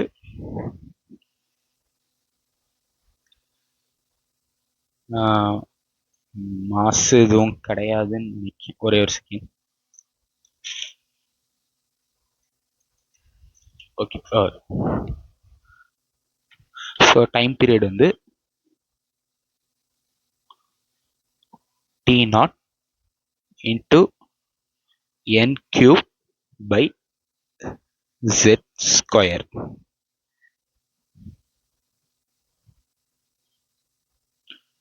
புரிஞ்சிருக்கும். இந்த நாட்னு எழுதுறேனே அதுக்கு ஒரு மீனிங் வேணா நான் இப்போ வந்து ஒரு சிம்பிளிஃபையான எக்ஸ்பிளனேஷன் மாதிரி கொடுத்துட்றேன், இன்னும் உங்களுக்கு தெளிவாக அண்டர்ஸ்டாண்ட் ஆகும். ஓகே, ஒரு பிளாங்க் ஸ்லைட். ஓகே, இந்த ஸ்லைடில் எழுதுறேன். இது ஒரு நியூக்ளியஸ். நான் இது வந்து ஒரு ஹைட்ரஜன் ஆட்டமே எடுத்துக்கிறேன். ஓகே, இதில் உள்ள நான் வந்து நிறைய ஆர்பிட்ஸ்லாம் கன்சிடர் பண்ணல, ஃபர்ஸ்ட் ஆர்பிட் மட்டும், ஒரே ஒரு சிங்கிள் ஆர்பிட். ஓகே, ஸோ இங்கே n= ஒரு ஆர்பிட். இங்கே உள்ள ஒரு ஆர்பிட்டை மட்டும் நீங்கள் கன்சிடர் பண்ணுங்க, ஹைட்ரஜனில் உள்ள ஃபர்ஸ்ட் ஆர்பிட் மட்டும். ஆர்பிட்னா என்னன்னு தெரியும், ஆர்பிட்டில் தான் எலக்ட்ரான், ஒவ்வொரு ஆர்பிட்டில் ஒவ்வொரு எலக்ட்ரான் சுற்றும். ஹைட்ரஜனுக்கு ஒரு எலக்ட்ரான் இருக்கிறதுனால சிங்கிள் ஆர்பிட் n=1 அதில் மட்டும்தான் சுற்றும். இது உங்களுக்கு ஆல்ரெடி தெரியும்னு நினைக்கிறேன். ஓகே, ஸோ வந்து இங்கே வந்து ஒரு எலக்ட்ரான் சுற்றுதுப்பா. ஓகே, இப்போ போர் வந்து இதோட ஃபர்ஸ்ட் அவர் ஆக்சுவலி இந்த ஃபார்முலா ரிலேட்டடாலாம் கண்டுபிடிக்கல. அவர் ஒரு ஸ்பெக்ட்ரோஸ்கோபிக்கல் ஒரு இன்ஸ்ட்ருமெண்ட் வச்சு தான் இந்த ஃபர்ஸ்ட் இதுக்கும் இந்த நியூக்ளியஸுக்கும் இந்த ஆர்பிட்டுக்கும் உள்ள டிஸ்டன்ஸ் ரேடியஸை தான் ஃபர்ஸ்ட் அவர் இது இன்ஸ்ட்ருமெண்ட் மூலியமாக தான் கண்டுபிடிச்சாரு. அதோட வேல்யூ வந்து r0ன்னு சொல்லி டெபிட் பண்ணாரு. அந்த r0ஓட வேல்யூ அவருக்கு என்ன வந்துச்சுன்னா 52.9 பிகோமீட்டர்னு வந்துச்சு. ஸோ அதை வச்சு நம்ம ஃபர்தராக அந்த ஃபார்முலா டெரைவ் பண்ணும்போது, இப்போ சப்போஸ் ஒரு nth போர் ஆர்பிட் ஒரு n is equal to 6 அந்த மாதிரி வச்சுக்கிட்டோம்னா இதோட ரேடியஸ் இங்கேருந்து இங்கிட்டு கண்டுபிடிக்கிறதுக்கு உள்ள ஃபார்முலா வந்து எப்படி வந்துச்சுன்னா இந்த ஃபர்ஸ்ட் ஆர்பிட்டோட radius multiplied into n square by z. இந்த ஃபர்ஸ்ட் ஆர்பிட்டோட multiplication of n square by z இந்த வேல்யூ வச்சு மல்டிப்ளை பண்ணால் அந்த 6th Bohr orbit or nth Bohr ஆர்பிட்டோட ரேடியஸ் கிடச்சிச்சு. அதான் R0 மீனிங். சேம் அதே மாதிரி இங்கே வந்து அவரோட இந்த வெலாசிட்டி ஆஃப் எலக்ட்ரான் இந்த ஃபர்ஸ்ட் ஆர்பிட்ல வந்து ஸ்பீடு கண்டுபிடிக்கும் போது 2.2 × 10⁶ வந்துச்சு. ஃபர்ஸ்ட் ஆர்பிட்ல உள்ள ஸ்பீடு வந்து அந்த எலக்ட்ரானோட ஸ்பீடு வந்து இதில் வந்துச்சு. ஸோ அதே மாதிரி nth ஆர்பிட்டுக்கு நம்ம கன்சிடர் பண்ணி இப்போ நம்ம ஃபார்முலா வச்சு டெரைவ் பண்ணி கண்டுபிடிக்கும் போது அவருக்கு என்ன வந்துச்சுன்னா இந்த V0 times multiplied by z by n. n is equal to sorry ரொம்ப பிளாபர் ஆகுது. Vn is equal to V0 into z by n. இந்த டைம்ஸ் மல்டிப்ளை பண்ணுற மாதிரி நமக்கு வந்து nth போர் ஆர்பிட்டோட வெலாசிட்டி கிடச்சிச்சு. ஸோ இதே மாதிரி தான் T0. இந்த இடத்துல இருந்து சுற்றி வர ஒரு டைம் எடுத்துக்கிச்சு. அந்த டைமோட வேல்யூ வந்து என்னன்னு பார்த்தீங்கன்னா 1.5 into 10⁻⁻16 செகண்ட்ஸ். அதாவது இங்கே இருக்கிற எலக்ட்ரான் வந்து இப்படி சுற்றி வந்து மறுபடியும் அதே பாயிண்ட்டுக்கு ரீச் ஆக 1.5 into 10⁻⁻16 செகண்ட்ஸ் எடுத்துக்கிச்சு. ஸோ அதே மாதிரி ஒரு nth ஆர்பிட்ல இங்கே உள்ள எலக்ட்ரான் வந்து இப்படி சுற்றி மறுபடியும் அதே பாயிண்ட்டுக்கு ரீச் ஆக எவ்வளோ டைம் ஆச்சுங்கிறத கண்டுபிடிக்கும் போது அது வந்து இந்த T0 ஃபர்ஸ்ட் ஆர்பிட்ல உள்ள time multiplied by n³/z². That times வந்துருந்துச்சு. ஸோ அதுதான் அந்த நாட்கான மீனிங். ஐ ஹோப் இப்போ உங்களுக்கு இன்னும் தெளிவாக புரிஞ்சிருக்கும்னு நினைக்கிறேன். ஸோ அது ஃபஸ்ட்டே நான் சொல்லியிருந்திருக்கணும், மறந்துட்டேன். ஓகே, பரவாயில்ல. இப்போ உங்களுக்கு இன்னும் பெட்டர் அண்டர்ஸ்டாண்டிங் கிடச்சிருக்கும். ஸோ இந்த இடத்துல நமக்கு வந்து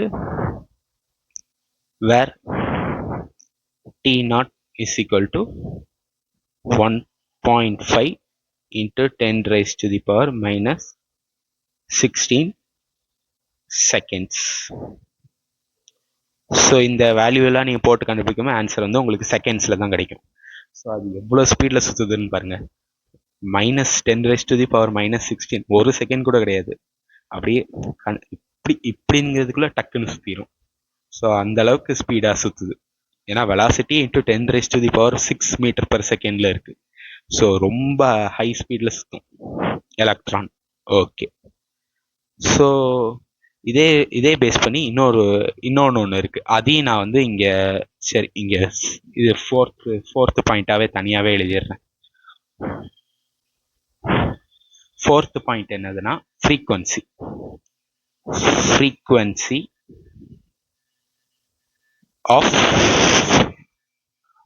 of an electron in nth Bohr orbit.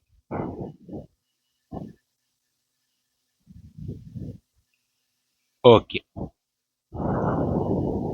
frequency of electron in nth Bohr orbit. Okay, so நமக்கு இது வந்து ஜஸ்ட் ஒரு சிம்பிள் ப்ராசஸ் தான். frequency of nth Bohr orbit is equal to 1/t nth orbit. அதாவது அப்படி ஒரு எலக்ட்ரான் வந்து இப்படி இருக்கு, இப்படி சுத்திட்டு இங்கிட்ட இருந்து இங்கிட்டு வர்றதுக்கு 1.6 into 10⁻⁻16 செகண்ட்ஸ் ஆகுதுன்னா ஒரு செகண்ட்ல இந்த பாயிண்ட் வந்து எத்தனை வாட்டி கிராஸ் பண்ணணுங்கிறது சொல்றதுக்கு பேர் தானே ஃப்ரீக்வன்சி. ஸோ அது வந்து 1/time பீரியட். நம்ம ஆல்ரெடி அதுக்கெல்லாம் என்ன மீனிங் சொல்லி பார்த்துட்டோம். ஓகே, ஸோ அப்போ 1/time பீரியட் போட்டால்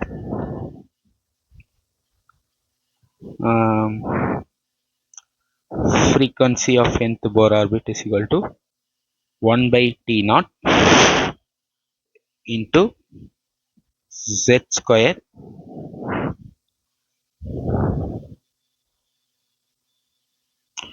divided by n³. இந்த 1/T0 இருக்குங்களே இல்லையா, இதை நான் வந்து f0ன்னு எழுதிக்கிறேன். So f0 where f0 is equal to 1/T0. Okay, so இதுதான்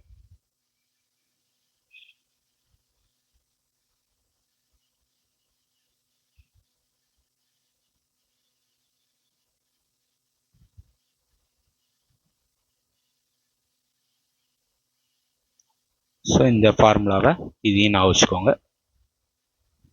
ஸோ இதோட எஃப் நாட்டோட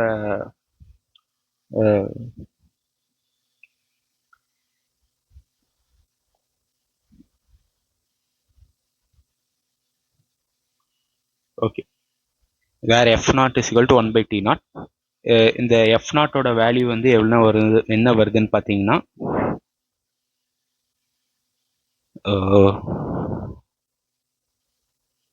6.6 into 10 raised to the power 15 hertz வருது. அதாவது இதுக்கு மீனிங் என்னன்னா, அப்போ இந்த பாயிண்ட்டை வந்து ஒரு செகண்ட்ல 6.6 into 10 raised to the power 15 times வந்து இந்த ஒரு இடத்த வந்து இப்படியே டக்கு டக்கு டக்கு டக்கு டக்குன்னு ஃபர்ஸ்ட் ஆர்பிட்ல ஹைட்ரஜன்ல உள்ள எலக்ட்ரான் வந்து கிராஸ் பண்ணிட்டு போகுது. அதான் வந்து அதுக்கான மீனிங். ஐ ஹோப் 15 ஒரு மாதிரி இருக்கா?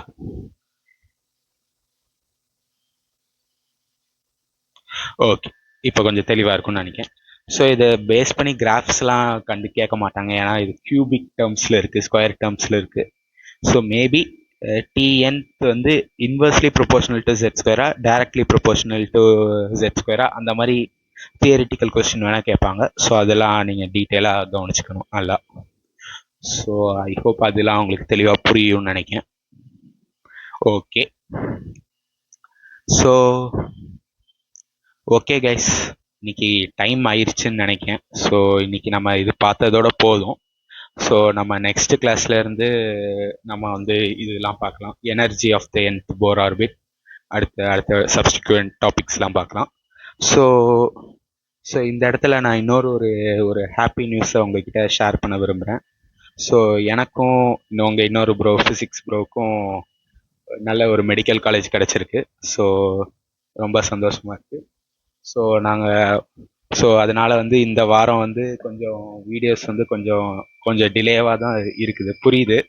ஏன்னா இந்த வாரம் கொஞ்சம் நாங்கள் அட்மிஷன் ப்ராசஸ்லேயே கொஞ்சம் பிஸியாக இருக்கோம். ஸோ இந்த வாரம் ஃபுல்லாக அட்மிஷன் எப்படியாவது முடிச்சாகணும். ஸோ காலேஜ் ஜாயின் பண்ணி ஆகணும். ஸோ கொஞ்சம் புரிஞ்சுட்டீங்க நம்புகிறேன். ஸோ இந்த வாரம் மட்டும் கொஞ்சம் அட்ஜஸ்ட் பண்ணிக்கோங்க. நெக்ஸ்ட் வீக்லேருந்து ரெகுலராக கண்டினியூஸாக வரும். ஸோ ஆக்சுவலி நேற்று ரிசல்ட்டு, அந்த காலேஜ் அட்மிஷன் கிடச்சிச்சுங்கிற ரிசல்ட் வந்ததுனால தான் கொஞ்சம் நேற்று வீடியோ போட முடியலை, கொஞ்சம் டிலே ஆகிட்டு. ஸோ இந்த வாரம் கொஞ்சம் ரெகுலராக மேக்ஸிமம் வந்துடும். ஸோ இருந்தாலும் நாங்கள் இந்த வாரத்தில் கண்டிப்பாக சாட்டர்டே அந்த டயத்தில் போய் காலேஜ் ஜாயின் பண்ணுவோம். ஸோ வந்து கொஞ்சம் டிலே ஆனால் மன்னிச்சுக்கோங்க. பட் நெக்ஸ்ட் வீக்லேருந்து கரெக்டாக வீடியோ வந்துடும்.